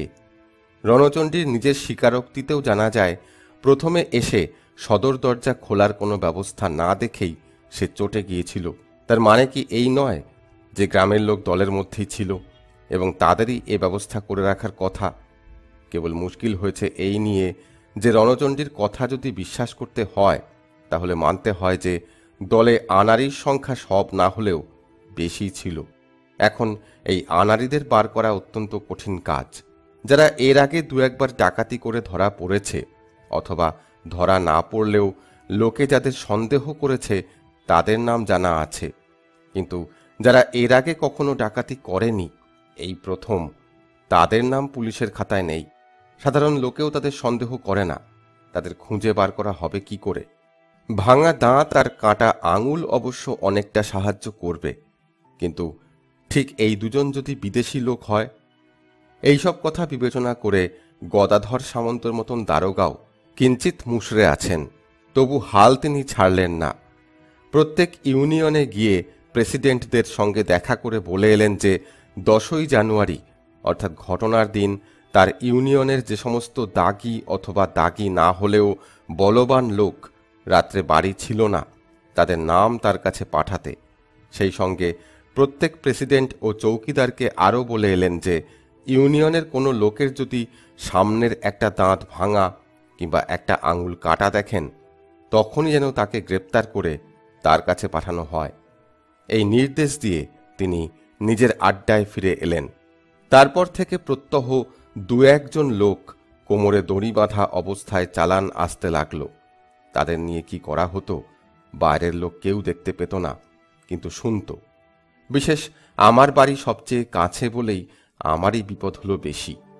দিনে হয়তো খেতে বসে ভাতের প্রথম গ্রাসটি মুখে দিয়েছি, অকস্মাৎ একটা বুক ফাটা আর্তনাদ উঠল। কতদিন থালা ফেলে উঠে এসেছি আর খাওয়াই হয়নি। রাত্রে হয়তো কেবল একটু তন্দ্রা এসেছে, এমন সময় উঠল তেমনি শীর্ণ কণ্ঠের আর্তনাদ। সমস্ত রাত্রি আর ঘুমই এলো না। সম্প্রতি দারোগার ব্যবহারে তাঁর ওপর আমার আস্থা নেই। রণচণ্ডী পালাবার পর থেকেই তার মেজাজ এমন হয়ে উঠেছে যে তার কাছে ভদ্রলোকের মান সম্মান বজায় রাখা কঠিন। কাকে কখন কোন কথা বলে বসেন কিছুই স্থিরতা নেই। চৌকিদারদের তো সব কাজ পণ্ড, আর গালাগালি আর প্রহার খেতে খেতে প্রাণান্ত। পাড়াগাঁয়ের চৌকিদার বেচারার চৌকিদারি একমাত্র পেশা নয়। কারো জমির ধান কাটা বাকি, মাঠের ধান রইল মাঠেই পড়ে, হয়তো গাঁটের পয়সা খরচ করেই কাটিয়ে নিতে হবে। কারো গরু বাছুর এক মুঠো খড়ের অভাবে মরে। চৌকিদারদের মধ্যে যারা নিজেরা জমি ভাগে করে না তারাও এই সময় মজুর খেটে বেশ 2 পয়সা করে। এবারে সব জব্দ হয়েছে।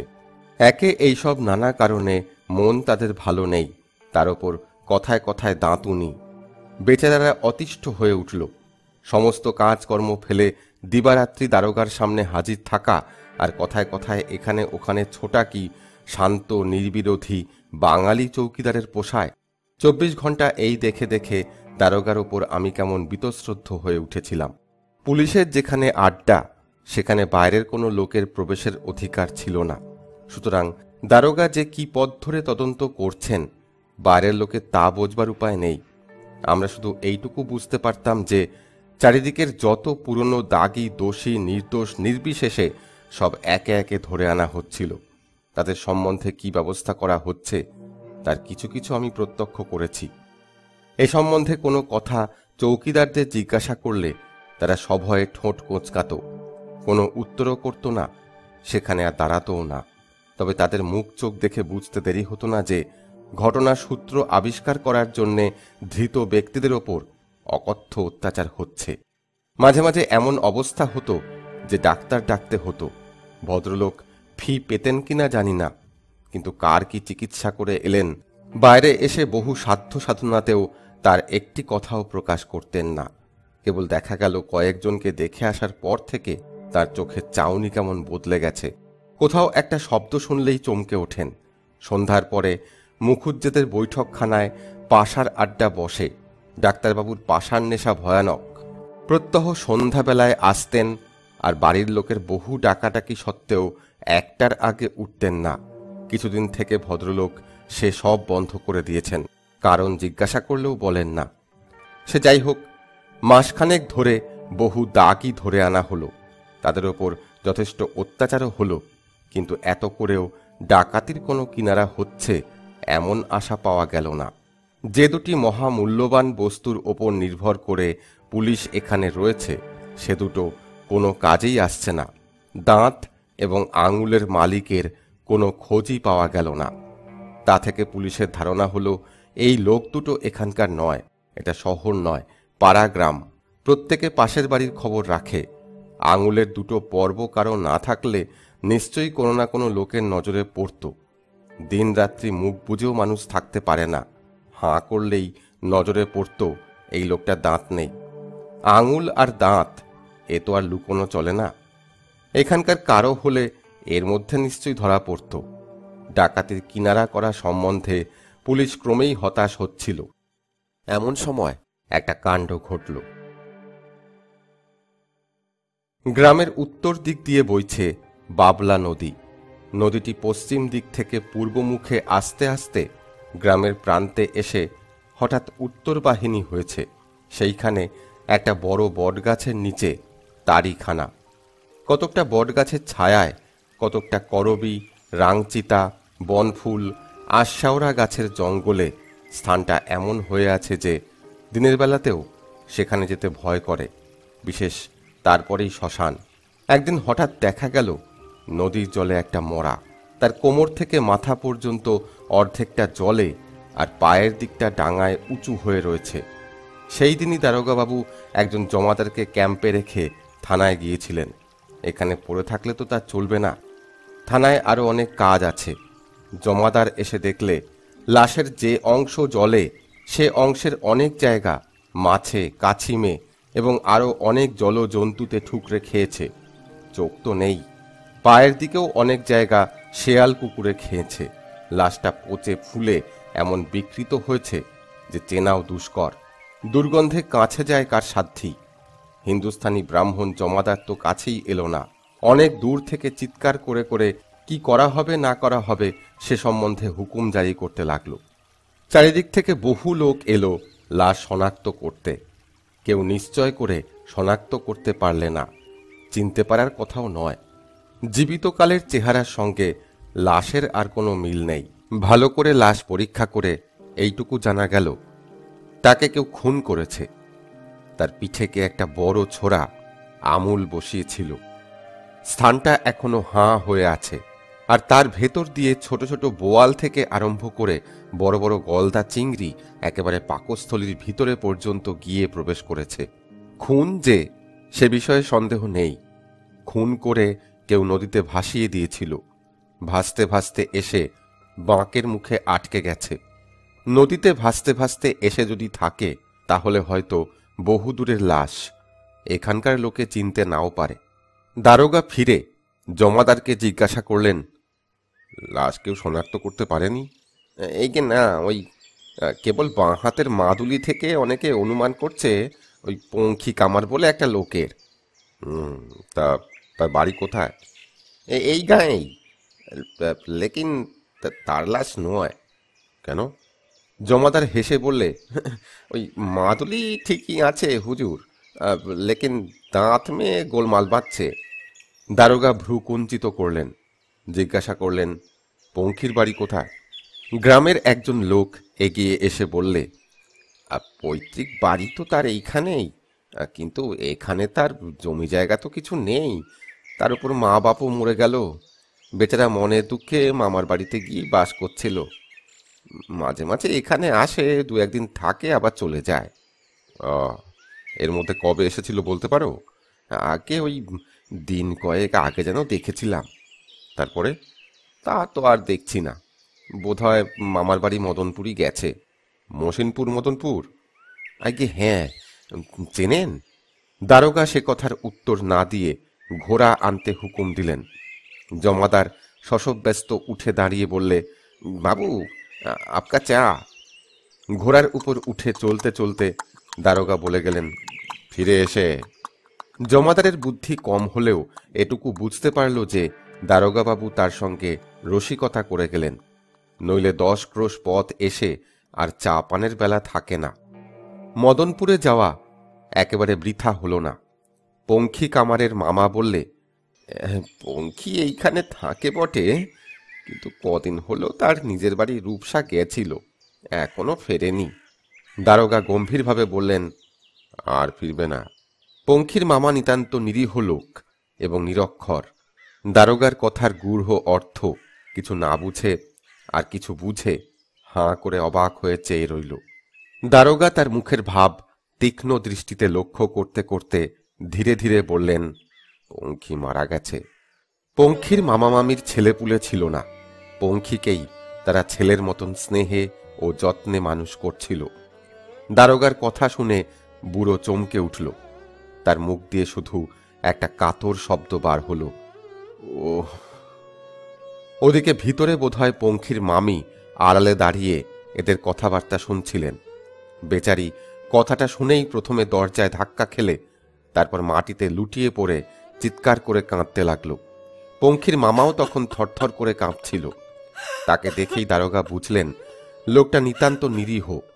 তার দয়াও হল। কোমল স্বরে বললেন, লাশ যে ঠিক পঙ্খীরই তা এখনো শনাক্ত হয়নি। তার মুখ দেখে চেনবার উপায় নেই, তবে তার বাঁ হাতের মাদুলি দেখে রূপসার লোকে অনুমান করছে লাশ পঙ্খী ছাড়া আর কারো নয়। পঙ্খীর মামা তাড়াতাড়ি বললে, হ্যাঁ হ্যাঁ, তার বাঁ হাতে মাদুলি ছিল বটে, দুদিকে দুটো রুদ্রাক্ষ আর মধ্যে একটা সোনার মাদুলি। দারোগা দেখলেন লাশের বর্ণনার সঙ্গে মিলছে। বললেন, কিন্তু একটা গোল বেঁধেছে। লাশের সামনের একটা দাঁত ভাঙা। পঙ্খীর নাকি ছিল ছিল ওই সামনের একটা দাঁত কিছুদিন আগে ভেঙেছিল। ওগো, ও আমাদেরই পঙ্খী, আয় ভগবান বলে হাউ হাউ করে কেঁদে উঠল। তার কান্না একটু থামলে দারোগা জিজ্ঞাসা করলেন, কি করে দাঁত ভাঙল? চোখ মুছে মামা বললে, আগে ওই মাসখানেক হলো সে রাধানগরে সাহেবের কুটিতে চাকরি করব বলে বাড়ি থেকে যায়। কি ক্ষণে যে বেরিয়েছিল বাবু মশাই, চাকরি তো হলোই না। ফেরবার সময় অন্ধকারে একটা পাথরের উপর এমন করে পড়লো যে সামনের একটা দাঁত গেল ভেঙে। কদিন তাই নিয়ে কি কষ্ট বাপু, ওর মুখ ফুলে হাঁড়ির মতো হয়েছিল। কত করে তবে আরাম হয়। কিন্তু কদিন আগে যখন রূপসা যায় তখন তো সেখানকার লোক ওর দাঁত ভাঙা দেখেনি। দেখবে কি করে বাবু, গরিবের ছেলে হলে কি হয়, ছেলের আমার বাবুগিরি ছিল বাড়াবাড়ি রকমের। কদিন পরে এই দাঁত বাঁধিয়ে তবে নিশ্চিন্তি। এমন সর্বনাশকে করলে দারোগা বাবু, সে যে আমার কখনো কারো কাঁচা আলে পা দেয়নি। সে কথা দারোগা বাবু জানলে আর কষ্ট করে এত দূরে আসবেন কেন? তিনি আপন মনেই ভাবছিলেন, পঙ্খীর যে বিবরণ তার মামা দিল তার কতখানি সত্যি। প্রথমত, লাশ যে পঙ্খীরই এ বিষয়ে এখনো নিশ্চয় করে কিছুই বলা যায় না। এখন যদি মেনেই নেওয়া যায় যে লাশ পঙ্খীরই, তাহলেও যেহেতু তার একটি দাঁত ভাঙা, সেই হেতু তাকে সেনেদের বাড়ির ডাকাতিতে সংশ্লিষ্ট করবার মতন কোনো সঙ্গত কারণ নেই। বাস্তবিকই অন্ধকার রাস্তায় আস্তে আস্তে একটা পাথরে হুমড়ি খেয়ে পড়ে দাঁত ভাঙা কিছুমাত্র বিচিত্র নয়। তাকে সন্দেহ করার একমাত্র কারণ এই যে সেনেদের বাড়ির ডাকাতি এবং তার দাঁত ভাঙা দুটো ঘটনা প্রায় একই সময়ই ঘটেছে। কিন্তু সংসারে এমন অনেক ঘটনাই একসঙ্গে ঘটে। যদি এই বাংলাদেশেরই সেই মুহূর্তের হিসাব নেওয়া যায়, তাহলে হয়তো দেখা যাবে যে ওই রাত্রে 2515 জনের দাঁত কোনো না কোনো দুর্বিপাকে ভেঙেছে, তাই বলে যেহেতু তাদের ওই রাত্রে দাঁত ভেঙেছে, সেই হেতু তাদের সেনেদের বাড়ির ডাকাতি সম্পর্কে গ্রেপ্তার করা হোক, এমন তো আর হতে পারে না। কিন্তু এত সূক্ষ্ম যুক্তিতর্ক অনুসরণ করলে আর দারোগাদের চোর ধরা হয় না। সাধারণ আইন এই যে, যতক্ষণ কোনো লোকের দোষের উপযুক্ত প্রমাণ না পাওয়া যাচ্ছে ততক্ষণ তাকে নির্দোষ বলেই ধরে নিতে হবে। কিন্তু পুলিশের নিয়ম আলাদা। তারা যতক্ষণ না একজন লোক নির্দোষ বলে প্রমাণিত হচ্ছে ততক্ষণ তাকে দোষী বলেই ধরে নেয়। সুতরাং লাশ জারি হোক, নানা ঘটনাচক্রে পঙ্খির নাম পুলিশের নোটবইতে একবার যখন স্থান পেয়েছে, সহজে তার নিস্তার নেই। দারোগাবাবু তার সম্বন্ধে এইভাবে অগ্রসর হলেন। জীবিত পঙ্খিকে না পাওয়া পর্যন্ত ধরে নেওয়া হলো লাশ তারই, এবং যেহেতু তার সম্মুখের একটা দাঁত ভাঙা, সেহেতু অন্য কোনো প্রমাণ না পাওয়া পর্যন্ত ধরে নেওয়া হলো সে সেনেদের বাড়ির ডাকাতিতে ছিল। কিন্তু তাকে খুনই বা কে করবে এবং কেন? মামা বলছে সে অত্যন্ত নিরীহ এবং নির্বিরোধী লোক ছিল। নিরীহ কথাটা মিথ্যা। নিরীহ লোক ডাকাতি করতে যায় না, তবে নির্বিরোধ হতে পারে। গ্রামের কারো সঙ্গে হয়তো তার শত্রুতা ছিল না, তবে সে খুন হবে কেন? শুধু শত্রুতা নয়, গুরুতর শত্রুতা না থাকলে মানুষ মানুষকে সহজে খুন করে না। দারোগা জিজ্ঞাসা করলেন, তোমার কি এজন্য কাকু সন্দেহ হয় না? ঘাড় নেড়ে পঙ্খির মামা বলল, কাকেও না বাবু, এ গায়ে তার শত্রু নেই। তার কাছ থেকে উপকার না পেয়েছে এ গ্রামে এমন লোক নেই। মানুষ বিপদে পড়েছে শুনলে সে বুক দিয়ে গিয়ে পড়ত। এই উত্তরে দারোগা চিন্তিত হলেন। পঙ্খির যে বিবরণ তিনি পেলেন তা ডাকাতের বর্ণনার সঙ্গে মেলে না, কিন্তু সামনের দাঁত যখন তার নেই, তখন সহজে সে পুলিশের হাত থেকে নিষ্কৃতি পাচ্ছে না। দারোগা আবার অনুমান করলেন এ কাজ তার সঙ্গী ডাকাতদের দ্বারাও হতে পারে। হয়তো লুটের ভাগ নিয়ে কোনো গোলমাল বেঁধেছিল, কিন্তু সেনেদের বাড়ির ডাকাতির সঙ্গেই যদি সে সংশ্লিষ্ট থাকে, তাহলে ভাঙা দাঁত নিয়ে নিরাপদে মামার বাড়ি ছেড়ে একেবারে পুলিশের আড্ডার মুখে এলো কোন সাহসে? সে যে মৃত্যুর কদিন পূর্বে রূপসা এসেছিল তা তার মামাও স্বীকার করেছে, রূপসার লোকেও স্বীকার করেছে। বস্তুত দারোগার ধারণা পঙ্খিকে রূপসাতেই খুন করা হয়েছে। এমনও হতে পারে মালের ভাগ নিয়ে গোলযোগ হওয়ার ফলে পঙ্খি পুলিশের কাছে সমস্ত কথা ফাঁস করে দেবার জন্যই মদনপুর থেকে রূপসা এসেছিল। সঙ্গীরা হয়তো তাকে অনেক করে থামানোর চেষ্টাও করেছিল। হয়তো এখানে সে কদিন একটা মিটমাটের কথা কয়ে তাকে থামিয়েও রেখেছিল। শেষে সুযোগ বুঝে এবং হয়তো কিছুতেই তাকে থামানো যাচ্ছে না দেখে শেষ করে দিয়েছে। দারোগার মনে আবার আশার সঞ্চার হতে লাগলো। জিজ্ঞাসা করলেন, তা হঠাৎ এ সময় পঙ্খি ওই রূপসা গেল কেন? এই কে ওই সামান্য কিছু টাকা তার একে ওকে ধার দেওয়া আছে, এখন ধান ওঠার সময় গেলে কিছু আদায় হয়, তাই তো বলে গেল। দারোগা বাবু আবার জলে পড়লেন। এমনও হতে পারে যে যাদের কাছে সে টাকা পাবে তাদের হয়তো কোনো রূঢ় কথা পঙ্খি বলেছিল, তারই প্রতিশোধে তারা এই কাণ্ড করেছে।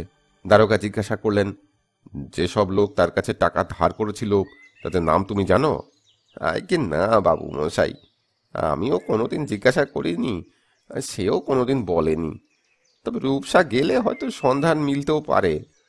আমি জানি আমারই টাকা সে ভোগ করবে, তার টাকা যে আমাকে ভোগ করতে হবে তা কি কোনোদিনও ভেবেছি? মামা আবার চোখ মুছলেন। দারোগা জিজ্ঞাসা করলেন, যারা টাকা ধার নিয়েছে তাদের সঙ্গে কোনো কথান্তর হওয়ায় তারা এই কাণ্ড করেনি তো? কি যে বলেন বাবু মশাই, কটাই বা টাকা, তার জন্য কি আর মানুষ মানুষকে খুন করে? সেও তো বটে। দারোগা বাবু আবার তার আগের অনুমানেই ফিরে গেলেন। ধারণা করলেন এ নিশ্চয়ই তার সঙ্গী ডাকাতদের কাজ, কিন্তু এই সঙ্গী কে বা কারা? দারোগা জিজ্ঞাসা করলেন, আচ্ছা, ওই রাধানগরের কুঠিতে কি পঙ্খি একাই কাজ করতে গিয়েছিল না আর কেউ সঙ্গে ছিল? ছিল বই কি, এই গায়েরই কজন তো ছিল। কতজন ছিল? একটু থেমে কামার বললে, ওই ভৈরব ঘোষ ছিল, বঙ্কু ডোম ছিল, আর কে ছিল জানি না। তারা বাড়িতে আছে? তা বলতে পারবো না হুজুর। একজন চৌকিদারকে ডেকে দিতে পারো? তামাশা দেখবার জন্যে কজন ছেলে এসে ইতিমধ্যেই উকি ঝুঁকি মারছিল। তাদের একজনকে দারোগা ইঙ্গিত করতেই সে ছুটে গিয়ে একজন চৌকিদারকে ডেকে আনলে। খবর পেয়ে আরও কয়েকজন চৌকিদার এসে জুটল। এ জায়গাটা দারোগার নিজের এলাকা নয়, কাজেই সেখানকার থানার দারোগার কাছে একজন চৌকিদার দিয়ে জরুরি একখানা চিঠি পাঠিয়ে দিলেন তিনি। আর সে দারোগা আসা পর্যন্ত অপেক্ষা না করে নিজেই তদন্ত আরম্ভ করলেন। বঙ্কু ডোমকে পাওয়া গেল না। কেউ কেউ বললে, একটু আগে তাকে গ্রামের মধ্যে দেখা গেছে, কিন্তু তার বাড়ির লোক বললে কদিন আগে সে যে চাকরির খোঁজে কোথায় গেছে কেউ জানে না। বলে গেছে যদি চাকরি পাই তবেই ফিরবো, নইলে নয়। পাওয়া গেল ভৈরবকে। বেচারা কোমরে গামছা জড়িয়ে পুকুরে স্নান করতে যাচ্ছিল। এমন সময় চৌকিদার এসে তাকে ডেকে নিয়ে গেল। তার বাপ মা এসে বহু কান্নাকাটি করাতে তাদের বাইরের ঘরে পুলিশ পাহারায় ভাত খাবার অনুমতিটুকু দেওয়া হলো। বাড়িতে তাদের তখন কান্নাকাটি পড়ে গেছে। ভৈরবের বাবা গ্রামের কয়েকজন মামলাবাজ আইনজ্ঞ লোকের শরণ নিয়েছিল। তারা ইতিমধ্যে নানা অছিলায় দারোগার সঙ্গে দেখা করলে, কিন্তু তিনি সুমধুর হেসেই তাদের উড়িয়ে দিলেন। বললেন, আরে না, ওর কাছে পঙ্খির মৃত্যু সম্পর্কে কয়েকটা কথা জানতে চাই। নানা কারণে এখানে সেসব কথা বলা ওর সুবিধা হবে না, তাই থানায় নিয়ে যেতে চাই। সন্ধ্যের মধ্যে যদি ভৈরব বাড়ি ফিরে নাও আসতে পারে, কাল সকালে নিশ্চয়ই ফিরবে। দারোগা মধুর বাক্যে ভৈরবের পরিজনকে নানা প্রকারে প্রবোধ দিয়ে তাকে নিয়ে থানায় চলে গেলেন। কি থেকে কি কাণ্ড যে ঘটে যায় কেউ বলতে পারে না। ভৈরব ঘোষ, যাকে নিতান্ত নিরীহ এবং নির্বোধ লোক বলেই সকলের ধারণা ছিল, তার মুখ থেকে যেসব আশ্চর্য রহস্য উদ্ঘাটিত হল তাতে সবাই অবাক হয়ে গেল। ঠান্ডা পানি নয়, বুকে বাঁশ দিয়ে ডলা নয়, টিকটিকিতে বেঁধে চাবুক মারাও নয়। দুটো ধমক দিতেই ভৈরব ফরফর করে সকল কথা প্রকাশ করে দিলে। সুখের বিষয়, সে দলের সকল লোককে চিনত না। কাজেই পঙ্খী কামার, বঙ্কু ডোম আর রণচণ্ডীর কথাই সে বললে। আর ছিল সে নিজে। আরও 10-12 জন লোক ডাকাতিতে ছিল, কিন্তু তাদের কাউকে সে চেনে না, দেখলেও চিনতে পারবে না। বঙ্কু এর আগে নাকি আরও একটা ডাকাতি করেছে, সে আর পঙ্খী আর কখনো করেনি। পঙ্খির শরীর দেখে নাকি কোন সর্দার তাকে পছন্দ করে। সে আবার ভৈরব আর বঙ্কুকে জোটায়। ভৈরব আর পঙ্খির বয়স এক, দুজনে ভাবও খুব বেশি। এক আখড়ায় কুস্তি লড়ে আর লাঠি খেলে। সেনেদের বাড়ির ডাকাতিতেই যে পঙ্খির দাঁত ভাঙে এ কথাও সে স্বীকার করল। আঙুল কাটা যায় কার সে কথা সে প্রথমে স্বীকার করে না, তারপর চাবুক তুলতেই বঙ্কু ডোমের নাম করে দেয়। কিন্তু বঙ্কু ডোম কোথায় পালিয়েছে তা সে জানে না, বলতেও পারলে না। পঙ্খির খুনের কথা সে কিছুই জানে না। সে যে খুন হয়েছে দারোগার কাছেই প্রথম সে কথা সে শুনলে। পঙ্খিকে খুন করবার কোনো কারণই নেই। প্রথমত, সেনেদের বাড়ি থেকে তারা মাল অতি সামান্যই পেয়েছিল। যাও পেয়েছিল, সর্দার ধরা পড়ার পরে আর কেউ দাঁড়ায়নি। যার কাছে যা ছিল তাই নিয়ে সে সরে পড়ে। মাল ভাগ করা নিয়ে কোনো গোলমালই হয়নি। একসঙ্গে ডাকাতি করা ছাড়াও পঙ্খী আর ভৈরবে যথেষ্ট বন্ধুত্ব ছিল। কেউ কারো কাছে কোনো কিছু গোপন করত না। ভৈরব যতদূর জানে পঙ্খীকে কেউ খুন করতে পারে এ কথা সে ভাবতেও পারেনি। কারো সঙ্গে তার এতখানি শত্রুতাও ছিল না। তার পেছনে লোক ঘুরছে কিংবা তাকে কেউ খুন করতে পারে এ কথা ভৈরবকে সে কোনোদিন জানায়ওনি। পঙ্খির নিজের মনে তেমন সন্দেহ হলে নিশ্চয়ই জানাত। পুলিশ ভৈরবকে প্রলোভন দেখিয়েছিল, সে যদি সব কথা স্বীকার করে এবং তার সঙ্গী ডাকাতদের ধরিয়ে দিতে সাহায্য করে তাহলে তাকে সরকারি সাক্ষী করে নেওয়া হবে। মামলার শেষে সে ছাড়া পেয়ে যাবে। অবশ্য প্রথমে যখন সে স্বীকার করে তখন ভয়েই করেছিল। তখন এ প্রলোভন তাকে কেউ দেয়ওনি, পরে দেয়। কিন্তু পুলিশের প্রলোভনে ভোলবার মতো মন এখন আর তার নেই। তাকে প্রথম যেদিন ধরে আনা হয় সেদিনও পুলিশ আশ্বাস দিয়ে এসেছিল ঘণ্টা কয়েকের মধ্যেই তাকে ছেড়ে দেওয়া হবে। তারপরে কত ঘণ্টা গেছে, কত দিন, ভৈরবকে ছেড়ে দেবার কোনো লক্ষণই দেখা যাচ্ছে না। পুলিশ হাজতে থেকে থেকে ক্রমেই সে চালাক হচ্ছিল। গোড়ায় সে যা বলেছিল তাতে যথেষ্ট ক্ষতি হতো না। সে নাম করেছিল পঙ্খির, রণচণ্ডীর, বঙ্কু ডোমের আর তার নিজের। এর মধ্যে পঙ্খী তো মরেই গেছে, রণচণ্ডীর কথাও সকলের জানা। বাকি সে আর বঙ্কু ডোম, তা বঙ্কু তো ফেরার, আর যা সে বলেছে তাই যে আদালতে গিয়ে টিঁকবে তারও মানে নেই। মালপত্রের কোনো সন্ধানই ভৈরব দেয়নি, শুধু ফাঁকা কথার মূল্য আইনের কাছে কি। সেই জন্যই তাকে সরকারি সাক্ষী করার জন্যে পুলিশের অত সাধাসাধি। কিন্তু একবেলার জন্য থানায় এসে যখন 2 সপ্তাহ কেটে গেল অথচ ছাড়া পাওয়ার নাম নেই, তখন সে আর বহু শপথের পরেও পুলিশের ওপর আস্থা রাখতে পারলে না। বললে মালপত্রের কথা কিছুই সে জানে না, নিজে সে গহনাপত্র কিছুই নেয়নি, কিছু নগদ টাকা পেয়েছিল তাই নিয়ে বাড়ি এসেছিল, এখন সে টাকাও আর নেই, ফুরিয়ে গেছে। দারোগা কখনো প্রহার, কখনো ভালো ব্যবহার, নানা রকম করেও এর বেশি আর কিছুই আদায় করতে পারলেন না। অবশেষে ভৈরবের শ্বশুর আর বাবাকে ধরলেন। সে বেচারাদেরও ভৈরব ধরা পড়ার পর থেকে আর আহার নিদ্রা ছিল না। এই কদিন ধরে তারা যে কতবার থানা আর ঘর করলে তারা ঠিক নেই। ঘুষ নিয়ে সাদাসাদি, কিন্তু দারোগার সেই একই কথা, তোমরা যে করে পারো ভৈরবকে দিয়ে সব স্বীকার করাও, মালপত্র কোথায় আছে সন্ধান দিক, রণচণ্ডী আর বঙ্কু কোথায় লুকিয়ে আছে বলুক, নইলে ওরা নিস্তার নেই। 3টি বছর ওকে দিয়ে ঘানি ঘুরিয়ে নেব, তবে আমার নাম গদাধর সামন্ত। ঘানি ঘোরানোর কথায় ভৈরবের বাবা আর শ্বশুর ভয় পেয়ে গেল খুব। ভৈরব নিজেও অবশ্য কম ভয় পেল না। তার ওপর তার বাবা আর শ্বশুর যেভাবে তার কাছে কান্নাকাটি করতে লাগলো তাতেও সে যথেষ্ট বিব্রত হয়ে পড়ল। কিন্তু দারোগা তার কাঁদুনিতে ভুললেন না।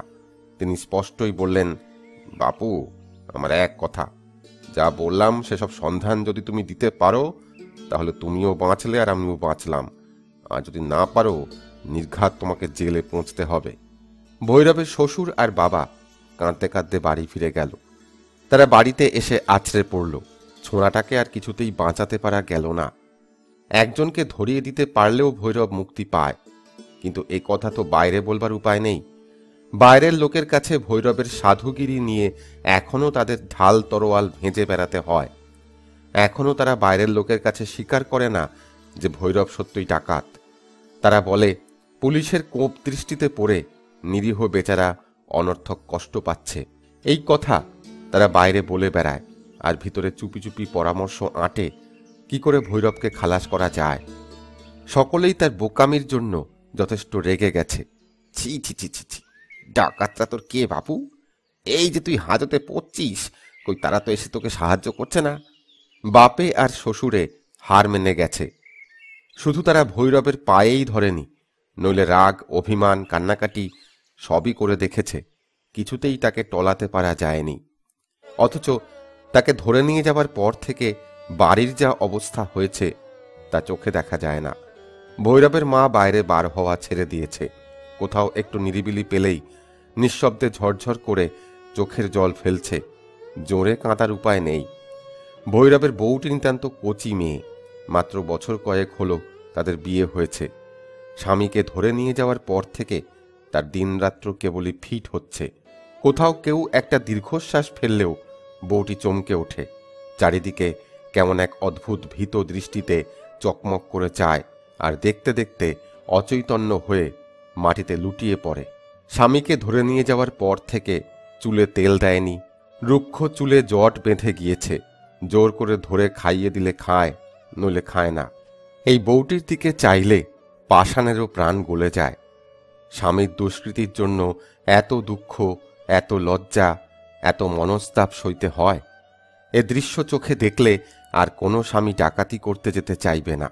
বাপ আর শ্বশুরকে হতাশ হয়ে ফিরে আসতে দেখে বউটি জেদ ধরলে সে নিজে যাবে, স্বামীর পায়ে ধরে অনুরোধ করবে, আর যেন সে পাপের বোঝা না বাড়ায়। বাড়ির পুরুষবর্গ অবাক। বউ মানুষ, সে যাবে কোথায়? এ কি যাত্রা না থিয়েটার যে দেখতে যাবে?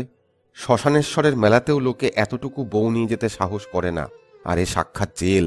সিপাহী শান্তিতে গম গম করছে, তাদের মাথার পাগড়ি, গালের গালপাট্টা আর হাতের বন্দুক দেখলেই তো মেয়ে মানুষ ভিড়মি যাবে। কিন্তু মেয়ে মানুষ এ কথা শুনেও ভয় পেল না, বরং ভৈরবের মাও বউয়ের সঙ্গে যোগ দিলে। অবশেষে ভৈরবের বাবাকে বাধ্য হয়ে একদিন থানায় যেতে হলো। দারোগা তাকে দেখেই বিরক্ত হয়ে বললেন, বাপু, তোমাকে তো আমার কথা আগেই বলে দিয়েছি, তবে কি করতে রোজ রোজ আসছো? ভৈরবের বাবা মেয়েদের দেখা করতে যাওয়ার ইচ্ছা দারোগাকে খুলে বললে। দারোগা অনেক ভেবে দেখলেন পুরুষদের দ্বারা যা হয়নি মেয়েদের দ্বারা তা সম্ভব হলেও হতে পারে, কিন্তু মুখে বিরক্তিভাবে বললেন, দেখো বাপু, আমাকে ভাওতা মেরে অনেকবার তো অনেক রকমের দেখা করলে, এবারেও দেখা করতে দিচ্ছি, কিন্তু এই শেষবার ছেলেকে এবার বাঁচাতে পারলে তো পারলে, নইলে গেলে, আমার কাছে আর কোনোদিন এসো না। ভৈরবের বাবা খুশি হয়ে দারোগাকে সেলাম করে বাড়ি ফিরে এলো। ফেরার মুখে একবার শ্মশানেশ্বরের মন্দিরে ধন্যাও দিয়ে এলো। মুখ তুলে চাও বাবা, ছেলের সুমতি দাও। এ সংবাদ বাড়িতে এসে জানানো মাত্র সকলেই জেলে গিয়ে ভৈরবের সঙ্গে দেখা করার জন্য ব্যস্ত হয়ে উঠল। ভৈরবের মা, তার স্ত্রী এবং শেষ পর্যন্ত তার শাশুড়িও যাবার বায়না ধরল। বাস্তবিকই তারও তো জামাইকে দেখবার ইচ্ছা হয়। হলেও তাই। একখানা গরুর গাড়ি করে ভৈরবের বাবা তো সকলকে নিয়ে সদরে রওনা হল।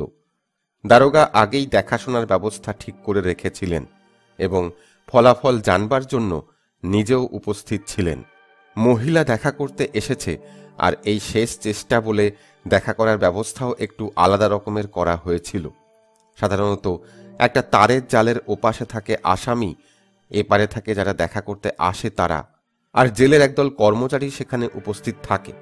এতদিন পর্যন্ত ভৈরবের বাবা এবং শ্বশুর এইভাবেই দেখা করে আসছিল। এবারে ব্যবস্থা হলো স্বতন্ত্র রকমের। একটা নিরিবিলি ঘর ওদের ছেড়ে দেওয়া হলো, আর সময়ও দেওয়া হলো পুরো 1 ঘন্টা। ঘরে জেলের কেউ থাকবে না, নির্জনে সকল কথা খুলে বলবার সমস্ত সুযোগ দেওয়া হলো। এই কদিন হাজতবাসের ফলে ভৈরবের যে চেহারা হয়েছিল তা দেখে মেয়েরা তো ঝরঝর করে কেঁদে ফেললে। সবাই ভয় পাচ্ছিল ভৈরবের স্ত্রী না মূর্ছা যায়। বউয়ের শরীর যেরকম থরথর করে কাঁপছিল, কিন্তু শেষ পর্যন্ত বউটি সামলে নিলে, মূর্ছা আর গেল না। মা ও স্ত্রীর কান্না দেখে ভৈরবও একটু ভরকে গেল। তার নিজের চোখও মা এবং স্ত্রীর শরীরের অবস্থা দেখে জলে ঝাপসা হয়ে এলো। সেই সঙ্গে শাশুড়িকে দেখে সে খুব লজ্জিতও হলো। জায়গাটা শাশুড়ি জামাইয়ের দেখা করার পক্ষে মোটেই মনোরম নয়। মনে তার অনুতাপ এলো, ধিক্কার জন্মালো জীবনের প্রতি। ভাবলে 5 জনের প্রলোভনে পড়ে কি দুষ্কর্মই সে করেছে। তার জন্য তার মা, বাপ, স্ত্রী, আত্মীয়, বন্ধু কারো মনে সুখ নেই। লজ্জায় কেউ লোক সমাজে মুখ দেখাতে পারছে না। ওই জীর্ণ মলিন বস্ত্র পরে এসেছে তার সঙ্গে দেখা করতে তার মা ও স্ত্রী। এই কদিনের ওদের দেহ একেবারে নিংড়ে নিয়েছে। যদি তার মন্দ কিছু হয়, ওরা হয়তো আর বাঁচবেই না। ভাবতে ভাবতে ওর চোখে জল এলো। ওর বাবা বললে, সবাইকে তোর কাছে এনে হাজির করলাম, তোর অভাবে আমাদের কি অবস্থা হয়েছে নিজের চোখেই দেখ। তোর মা সেই দিন থেকে অন্ন জল ছেড়েছে। ভেবে ভেবে আর না খেয়ে বৌমার আমার সোনার অঙ্গ কালি হয়েছে।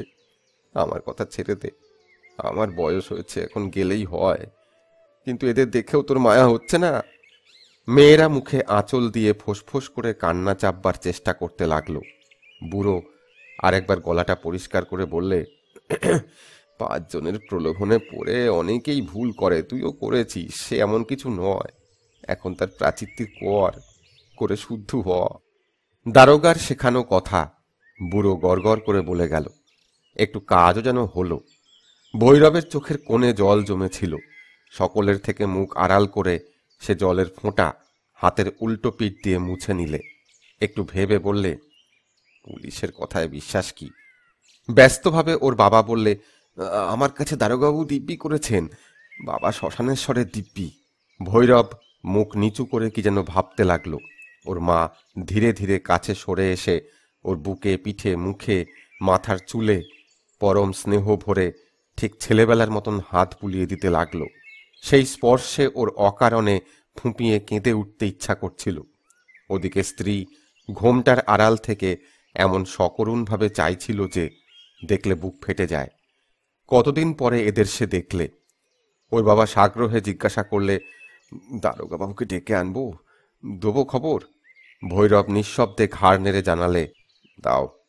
ব্যবস্থা আগে থেকেই হয়েছিল।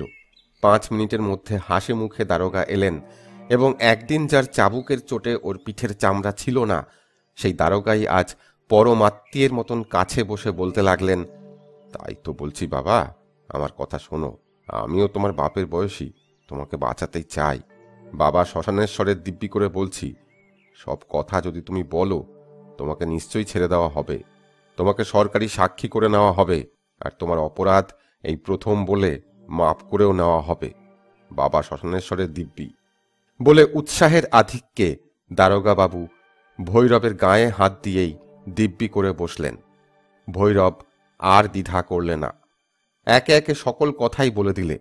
তার মধ্যে একটা মজার খবর এই, পঙ্খী কামারের বাড়ির উঠোনে যে তুলসীতলা আছে তারই নিচে ডাকাতির মাল পোতা আছে। পুলিশ সঙ্গে সঙ্গে ছুটল পঙ্খির বাড়ি। গিয়ে দেখে উঠোনের এক পাশে একটা তুলসী গাছ আছে বটে, নিতান্ত নিরীহ একটা তুলসী গাছ, তার নিচে চমৎকার বৃত্তাকার গোময় লেপন। পঙ্খির মামা মামি আবার পুলিশকে আসতে দেখে ভয় পেয়ে গিয়েছিল। সবচেয়ে বেশি ভয় পেলে যখন পুলিশ তাদের বাড়ি খানা তল্লাশ করার পরোয়ানা দেখালো। অবশ্য দুখানি মাত্র তাদের ঘর, তার একখানিতে বুড়ো বুড়ি থাকে আর একখানিতে থাকতো পঙ্খী নিজে। সে ঘরও বুড়ো বুড়ির ভালো করেই দেখা, ঘরে আসবাবপত্র বলতে কিছু নেই। যদি কোথাও পঙ্খী কিছু রাখত তাদের চোখে পড়তই। তবু পুলিশ আসতে দেখলে নিতান্ত নির্দোষ লোকও ভয় পায়। পুলিশ কিন্তু ঘর দেখলে না, একবারে সোজা তুলসীতলায় গিয়ে দাঁড়ালো। সামন্ত দারোগা প্রথম দৃষ্টিতে দেখে হতাশ হয়ে গেলেন। অন্যান্য পুলিশের লোকও ঠোঁট বেঁকিয়ে হাসলে, ভাবলে ভৈরব তাদের সঙ্গে রসিকতা করেছে। সামন্ত দারোগাও হতাশভাবে তুলসী গাছটা নাড়তে নাড়তে কি ভেবে হঠাৎ একটা টান দিতেই মনে হলো স্থানটা যেন নড়ে উঠল। আর সকলেও কৌতূহলী হয়ে সেদিকে এগিয়ে গেল। বেশ জোরে একটা টান দিতেই এবারে স্পষ্ট বোঝা গেল জায়গাটা ফাঁপা, নিচে কি যেন একটা আছে। কয়েকজন কনস্টেবল তখন ধীরে ধীরে টান দিতেই একটা ভাঙা কানেস্তারা সমেত তুলসী গাছটা উঠে এলো। দেখা গেল তার নিচে একটা কাপড়ের পুঁটলিতে কি যেন বাঁধা রয়েছে। তখন সকলের উৎসাহ দেখে কে, বাজে লোক যারা পাঁচিলের ওধার থেকে উকি মেরে তামাশা দেখছিল তাদের সব হাঁকিয়ে দেওয়া হলো। কেবলমাত্র খানা তল্লাশিতে যারা সাক্ষী থাকবে এমন কয়েকজনকে রাখা হলো। তুলসী গাছের নিচে পাওয়া কাপড়ের পুঁটলি সকলের সামনে খোলা হলো। তাতে পাওয়া গেল একজোড়া অনন্ত, একটা পুষ্পহার, কয়েক গাছা চুড়ি, একটা লেস পিন, একটা আকবরী মোহর, একটা সোনার সিঁদুর কৌটো, আর বহুদিনের অব্যবহৃত কয়েক গাছা রূপোর মল। নগদ টাকা একটাও ছিল না। জিনিসগুলো একজন একটা কাগজে টুকে রাখলে আর তাতে সাক্ষীদের সই করালে। দারোগা ইত্যবসরে সেনেরা হারানো জিনিসের যে তালিকা দিয়েছিলেন তা খুঁজে পাওয়া জিনিসের সঙ্গে মিলিয়ে নিলেন। দেখলেন একমাত্র আকবরী মোহর, সোনার সিঁদুর কৌটো আর রূপোর মল ছাড়া আর সবই তালিকায় উল্লেখ করা আছে। সম্ভবত কম দামি জিনিসগুলো যে ডাকাতে নিয়ে গেছে তা সেনদের খেয়ালই হয়নি। অবশ্য এই জিনিসগুলোই যে সেনেদের জিনিস সে কথা সেনদের না দেখিয়ে নিশ্চয় করে বলা যায় না, তবে আশা করা যায় এগুলো তাদেরই। কারণ ভৈরবের কথা মতো মাল যখন পাওয়া গেছে তখন তার বাকি কথাও সত্যি হওয়াই সম্ভব। কিন্তু অনেক খুঁজেও আর কোথাও কিছু পাওয়া গেল না। দারোগাবাবু তুলসীতলার কাছে থমকে দাঁড়িয়ে ভাবতে লাগলেন। বাস্তবিকই নিরক্ষর পঙ্খী বামাল লুকিয়ে রাখার চমৎকার জায়গা আবিষ্কার করেছিল। বাইরে থেকে তীক্ষ্ণ দৃষ্টিতে দেখলেও একচুল ফাট দেখা যায় না। গোবর দিয়ে সমস্ত স্থানটি ঝরঝরে তরতরে করে নিকোনো।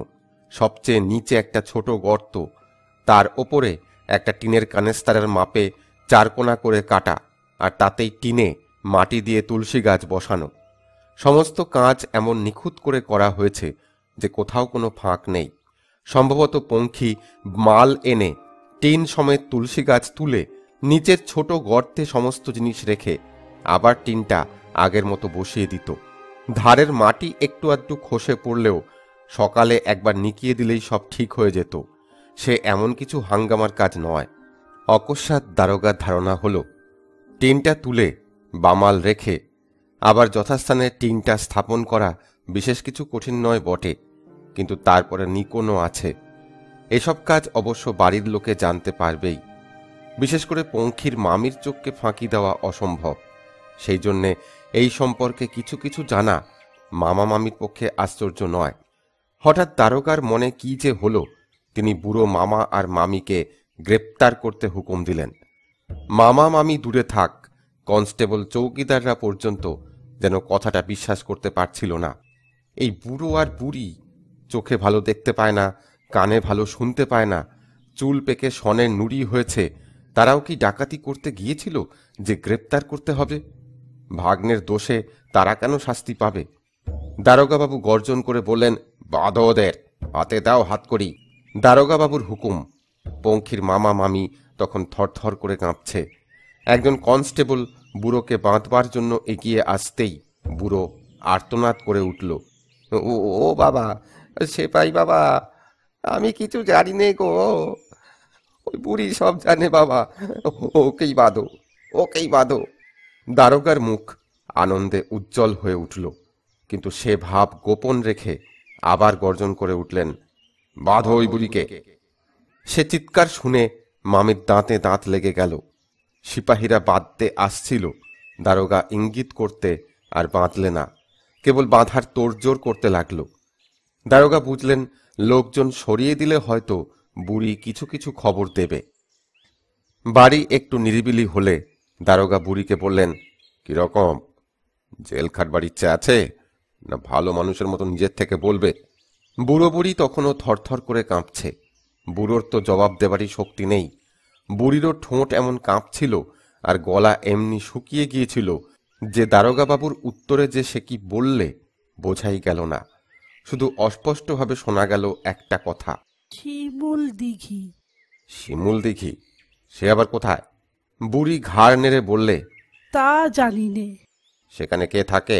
ওর এক পিসি থাকে। দারোগাবাবু যেন অথই জলে হাবুডুবু খেতে লাগলেন। কার কথা বলছে বুড়ি? বঙ্কুডোম, তার পিসির বাড়িতে সে লুকিয়ে আছে? জিজ্ঞাসা করলেন, তুমি জানলে কি করে? ধীরে ধীরে বুড়ির গলায় স্বর ফিরে আসছিল। বললে, আমাকে বলে গিয়েছে।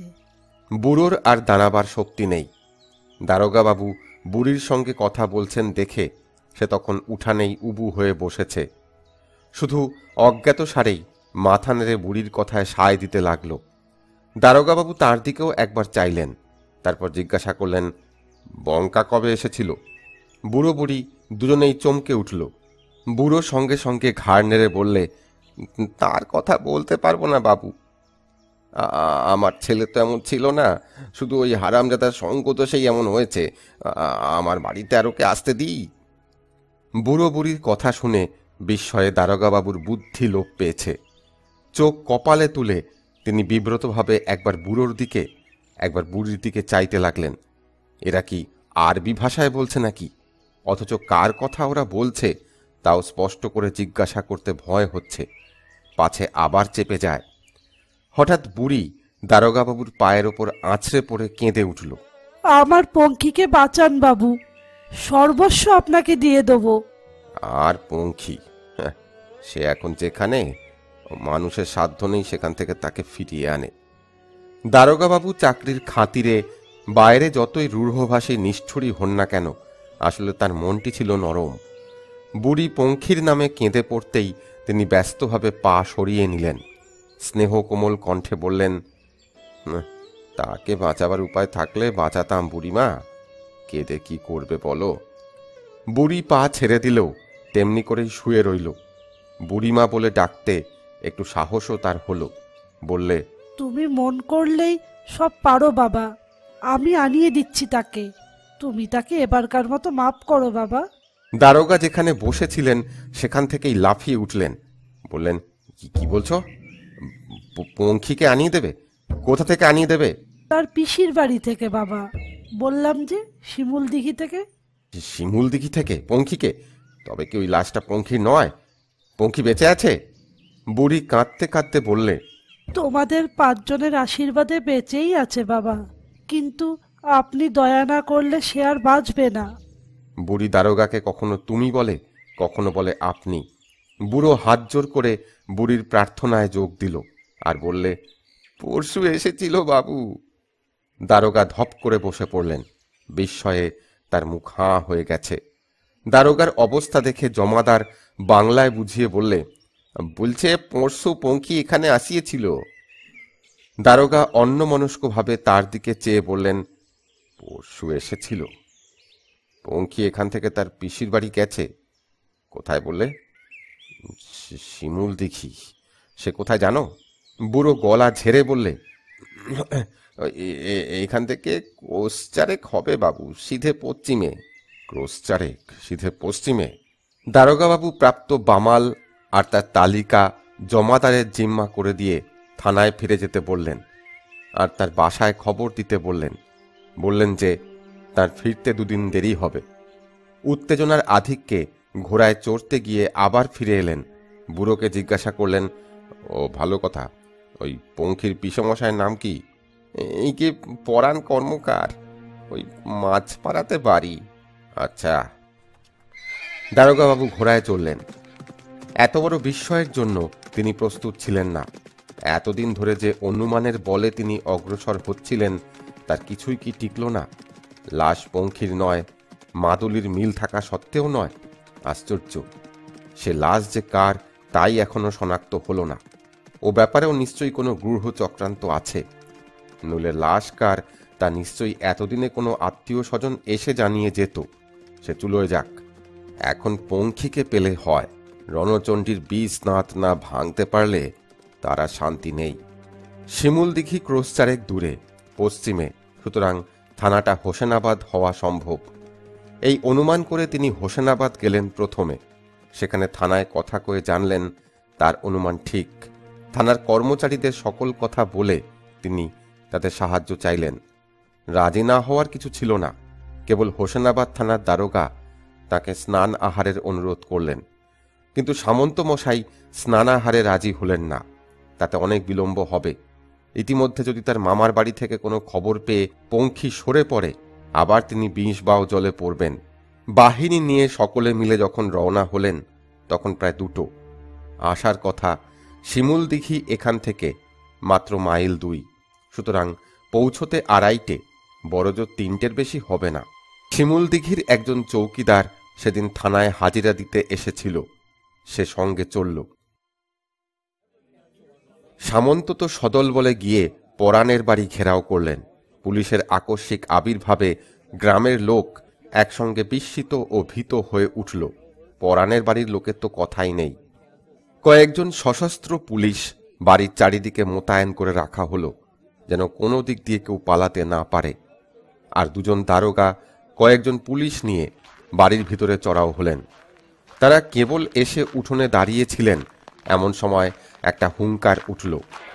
ভিতরের পুলিশ ব্যাপারটা কি বোঝবার আগেই বাইরে যারা ছিল তারা হৈ হৈ করে উঠল, আর সঙ্গে সঙ্গে 2টো বন্দুকের আওয়াজও হলো। ব্যাপার গুরুতর ভেবে সমস্ত পুলিশ বাইরের দিকে ছুটল। আহত মানুষের আর্তনাদে পুলিশের শোরগোলে বাইরেটা তখন সরগরম। সামন্ত দারোগারও ছুটে গিয়ে ব্যাপারটা দেখার ইচ্ছা হচ্ছিল, কিন্তু সব পুলিশ বাইরে চলে গেল। ভিতরে কেউ রইল না দেখে তার কি মনে হলো, তিনি আর নড়লেন না।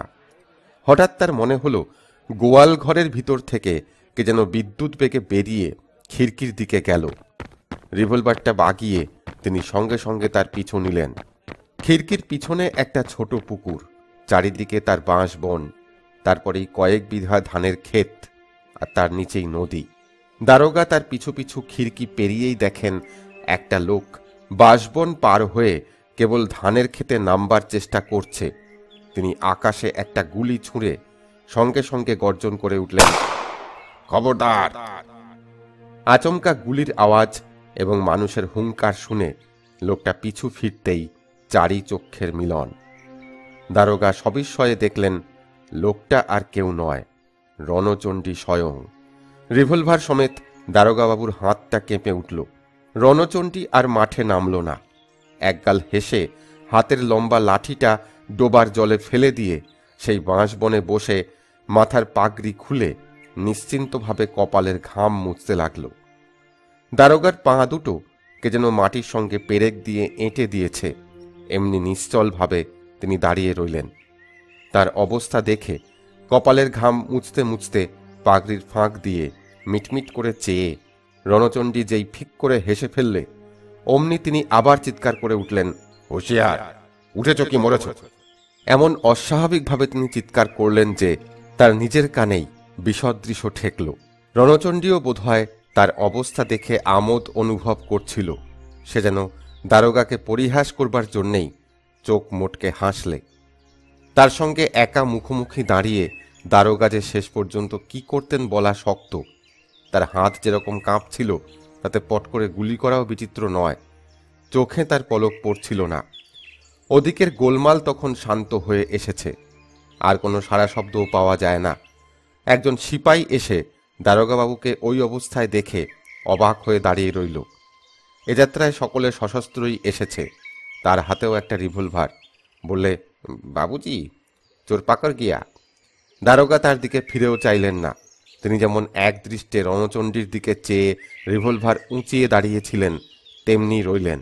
শুধু বললেন, আউর সিপাহী বোলাও। সিপাই সঙ্গে সঙ্গে বাঁশি বাজাতেই আরও ৩-৪ জন সিপাই ছুটে এলো, তারাও সশস্ত্র। দারোগাবাবু আরও কয়েক পা এগিয়ে এসে হাঁকলেন, হাত উঠাও। সমস্ত ব্যাপারটাই রণচণ্ডীর কাছে যেন একটা রসিকতা। সে তেমনি হাসতে হাসতে উঠে দাঁড়িয়ে 2 হাত উপরে তুললে। হাতকড়ি সঙ্গেই ছিল, ডবল হাতকড়ি বেশ শক্ত করে বেঁধে, তার কোমরে একটা দড়ি বেঁধে তাকে টানতে টানতে নিয়ে এলো সবাই কামারের বৈঠকখানায়। সিপাই রণচণ্ডীকে যত টানতে টানতে আনে সে তত হাসে, আর তার হাঁটার ভঙ্গি কি, যেন হেলে দুলে বরকর্তা চলেছেন। গুলি পঙ্খির গায়ে লাগেনি, বস্তুত পুলিশ রিভলভারের ফাঁকা আওয়াজ করেছিল, তাতেই ভয় খেয়ে পঙ্খি হুমড়ি খেয়ে পড়ে যায়। সঙ্গে সঙ্গে পুলিশ ছুটে গিয়ে তাকে ধরে ফেলে। কিন্তু বুদ্ধিটা তারা মন্দ করেনি, হয়তো অনেক দিন আগে থেকেই এ মতলব তারা ভেঁজে রেখেছিল। পরাণ কামারের বাড়ির এক প্রান্তে যে গোয়াল ঘর, পুলিশের সাড়া পেয়ে পঙ্খি তার উপর চড়ে। বোঝাই যাচ্ছে সর্দারকে বাঁচাবার জন্য সে নিজে ধরা দিতে প্রস্তুত হয়েছিল। যেভাবে পুলিশ বাড়ি ঘেরাও করেছিল তাতে দুজনের বাঁচা অসম্ভব ছিল, তবু যদি একজন বাঁচে, এই ভেবে পঙ্খি লাঠিতে ভর করে একটা ডাকাতি হুঙ্কার ছেড়ে লাফ দিয়ে একেবারে পুলিশের মাথা ডিঙিয়ে রাস্তার ওধারে পড়ে। ইচ্ছা তার হুঙ্কার শুনে আর তাকে দেখে সব পুলিশ যদি তাকেই তাড়া করে, তাহলে সর্দার পিছনের খিড়কি দিয়ে চুপি চুপি পালাতে পারবে। সামন্ত দারোগা যদি ভাগ্যক্রমে কৌতূহল দমন করে ভিতরেই না থাকতেন, তাহলে সত্যিই সর্দার নিরাপদে পালাতে পারত। কিন্তু ধর্মের কল বাতাসে নড়ে। পঙ্খি অবশ্য ধরা দেবার জন্য প্রস্তুত হয়েই লাফ দিয়েছিল। দিনের বেলায় অতগুলো পুলিশের মাথা ডিঙিয়ে পলায়ন করা সোজা ব্যাপার নয়। যেভাবে লাফ দিয়ে সে পালিয়েছিল, তাতে গুলির শব্দে ভড়কে গিয়ে একটা শিকড়ে পা আটকে পড়ে না গেলে পুলিশের সাধ্য ছিল না তাকে ধরে। কিন্তু এজন্যে সে দুঃখিত ছিল না, কারণ তার মনে এই সান্ত্বনা ছিল যে সর্দার নিশ্চয় নিরাপদে পালিয়েছে। দুঃখিত না হওয়ার আরও কারণ ছিল, এভাবে পেচকের মতন দিনের বেলা লুকিয়ে থাকতে আর সে পারছিল না। তার মামা মামিকে এই কথাই সে বলে এসেছিল। পঙ্খির জীবনের উপর ঘৃণা জন্মে গিয়েছিল। তার মনে হয়েছিল এর থেকে জেল খাটা ভালো। রণচণ্ডী সঙ্গে না থাকলে সে হয়তো কোনোদিন বাড়ি ফিরে যেত, তাতে পুলিশ তাকে ধরুক আর যাই করুক।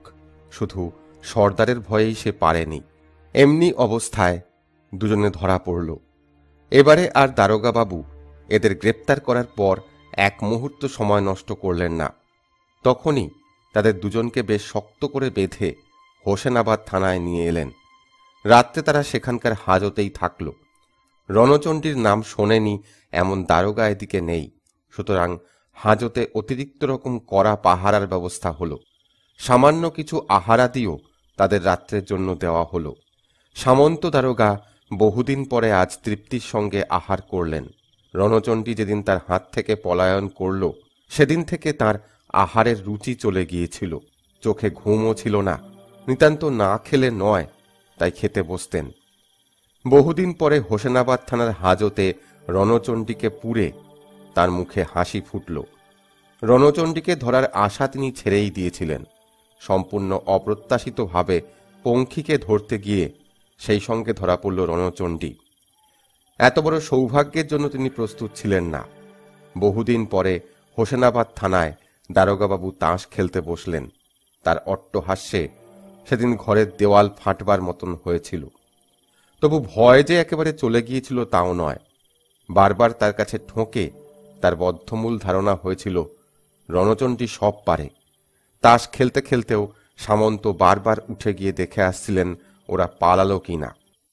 যে ডাকাত ধরা পড়ে মুষড়ে যায় তাকে পুলিশ তত ভয় পায় না, কিন্তু যারা ধরা পড়ার পরেও ভরকে যায় না, সমানে হাসি ঠাট্টা রসিকতা করে, তাদের জন্যই পুলিশের উৎকণ্ঠা।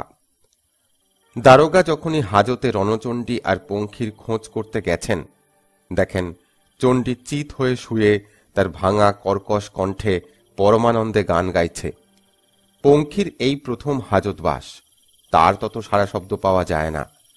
চণ্ডী মাঝে মাঝে গান থামিয়ে তা সাড়া নেয়, ইরে বেটা মলি নাকি? পঙ্খি জবাব দেয় না। গান শুনছিস? এবারে পঙ্খি হাসে, বললে, শুনছি। কেমন? বেশ। রণচণ্ডী তার উত্তরে খুশি হয়ে অট্টহাস্য করে ওঠে।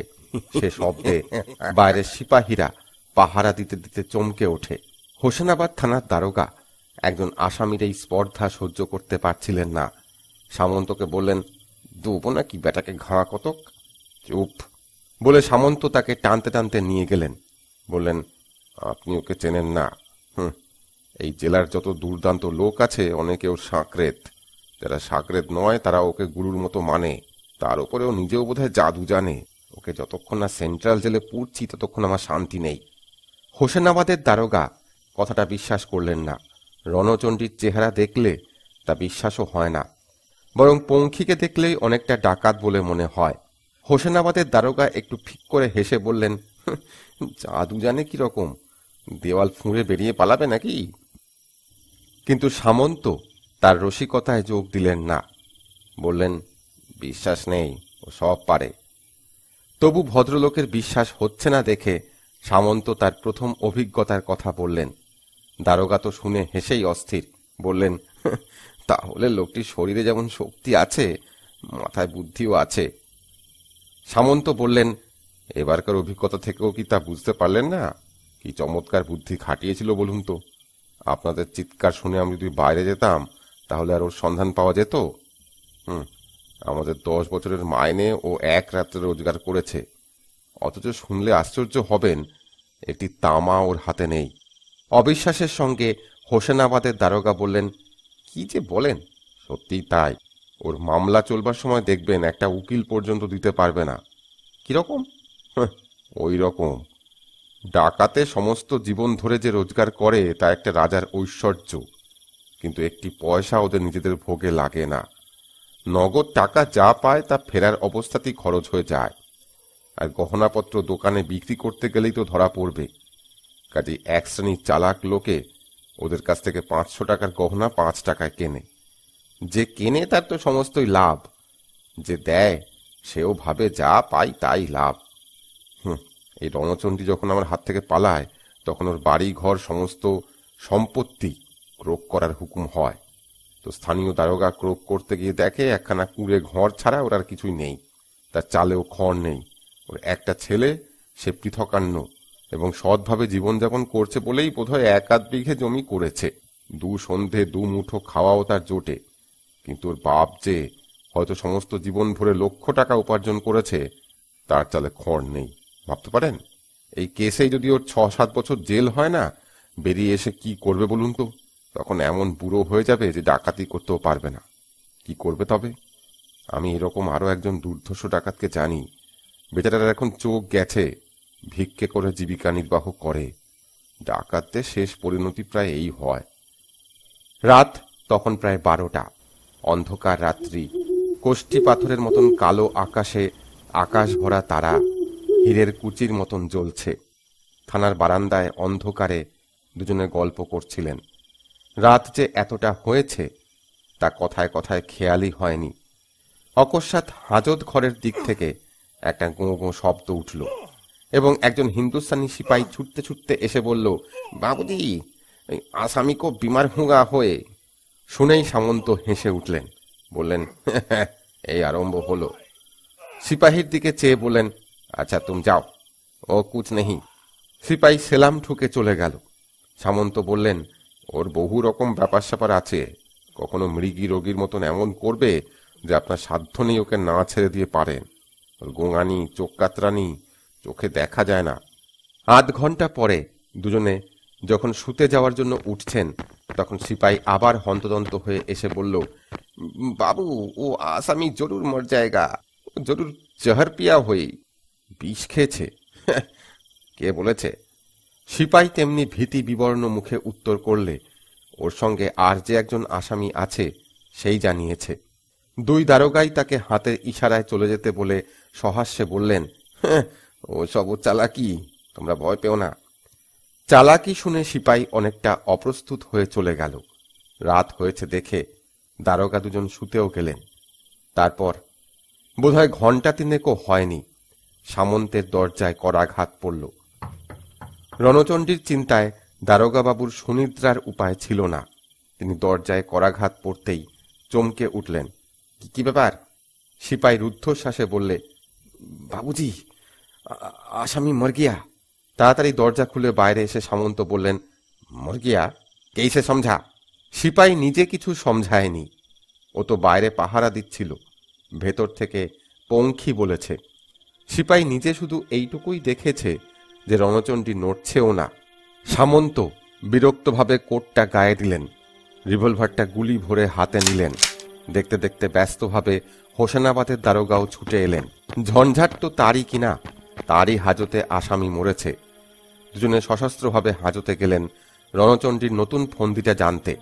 লোহার শিক দেওয়া দরজার বাইরে থেকেও দেখা যাচ্ছিল রণচণ্ডী চোখ অর্ধ নিমিলিত করে চিত হয়ে স্থিরভাবে শুয়ে, মুখ ঈষৎ হাঁ হয়ে আছে। ঠোঁটের কোণ বেয়ে রক্ত মিশ্রিত যে লালা স্রাব হয়েছিল তা তখনও সম্পূর্ণ শুকিয়ে যায়নি। সামন্ত দারোগা বোধহয় ধৈর্যের শেষ সীমায় পৌঁছেছিলেন। চণ্ডীকে বুটের একটা গুঁতো দিয়ে হুঙ্কার করলেন, এই শোয়ার। চণ্ডী যেমন ছিল তেমনি শুয়ে রইল। হোসেনাবাদের দারোগা ভয় পেয়ে গেলেন। তাড়াতাড়ি ওর নাকে হাত দিয়ে দেখেন নিঃশ্বাস বন্ধ, বুকের স্পন্দন নেই। নাড়ি ধরে নাড়িও পেলেন না। তিনি তৎক্ষণাৎ ডাক্তার আনতে হুকুম দিলেন। সামন্ত অবশ্য তাতে তেমন আপত্তি করলেন না, কিন্তু হাতের বেঁড়ি খুলতে দিলেন না। ডাক্তার রোগী দেখেই নাক সিট করলেন। পরীক্ষা করে বললেন, অনেকক্ষণ এর মৃত্যু হয়েছে। আপনারা এতক্ষণ কি করছিলেন? বোধ হচ্ছে আফিং খেয়েছে। পোস্টমর্টেমই বুঝতে পারবেন। শুনে সামন্ত দারোগা পাথরের মতন শক্ত হয়ে বসে রইলেন। এ মামলায় আর কোনো উৎসাহ তার রইল না। রণচণ্ডী গেলে এ মামলার আর থাকে কি? এর পরের কথা অত্যন্ত সংক্ষেপেই বলা চলে। অল্পদিনের মধ্যেই বাকি যে কজন ডাকাত ছিল তারাও ধরা পড়ল। প্রায় 6 মাস মামলা চলার পর সব কজন ডাকাত নানা রকম দণ্ডে দণ্ডিত হল। রায়ে হাকিম সামন্ত দারোগার কাজের যথেষ্ট প্রশংসাও করেছিলেন। কিন্তু রণচণ্ডীর মৃত্যুর পরে তাঁর যে কি হয়েছিল, মামলা চলবার সময় একদিনও কেউ তার মুখে হাসি দেখতে পায়নি। তার কাজকর্ম দেখলে মনে হতো যেন একটা যন্ত্র চলে ফিরে বেড়াচ্ছে। সবচেয়ে আশ্চর্যের বিষয়, মামলা শেষ হবার পরই দারোগা একটা লম্বা ছুটি নিলেন। তারপরে আর তিনি কাজে যোগ দিলেন না। কর্মকাল পূর্ণ হওয়ার আগেই অবসর নিলেন।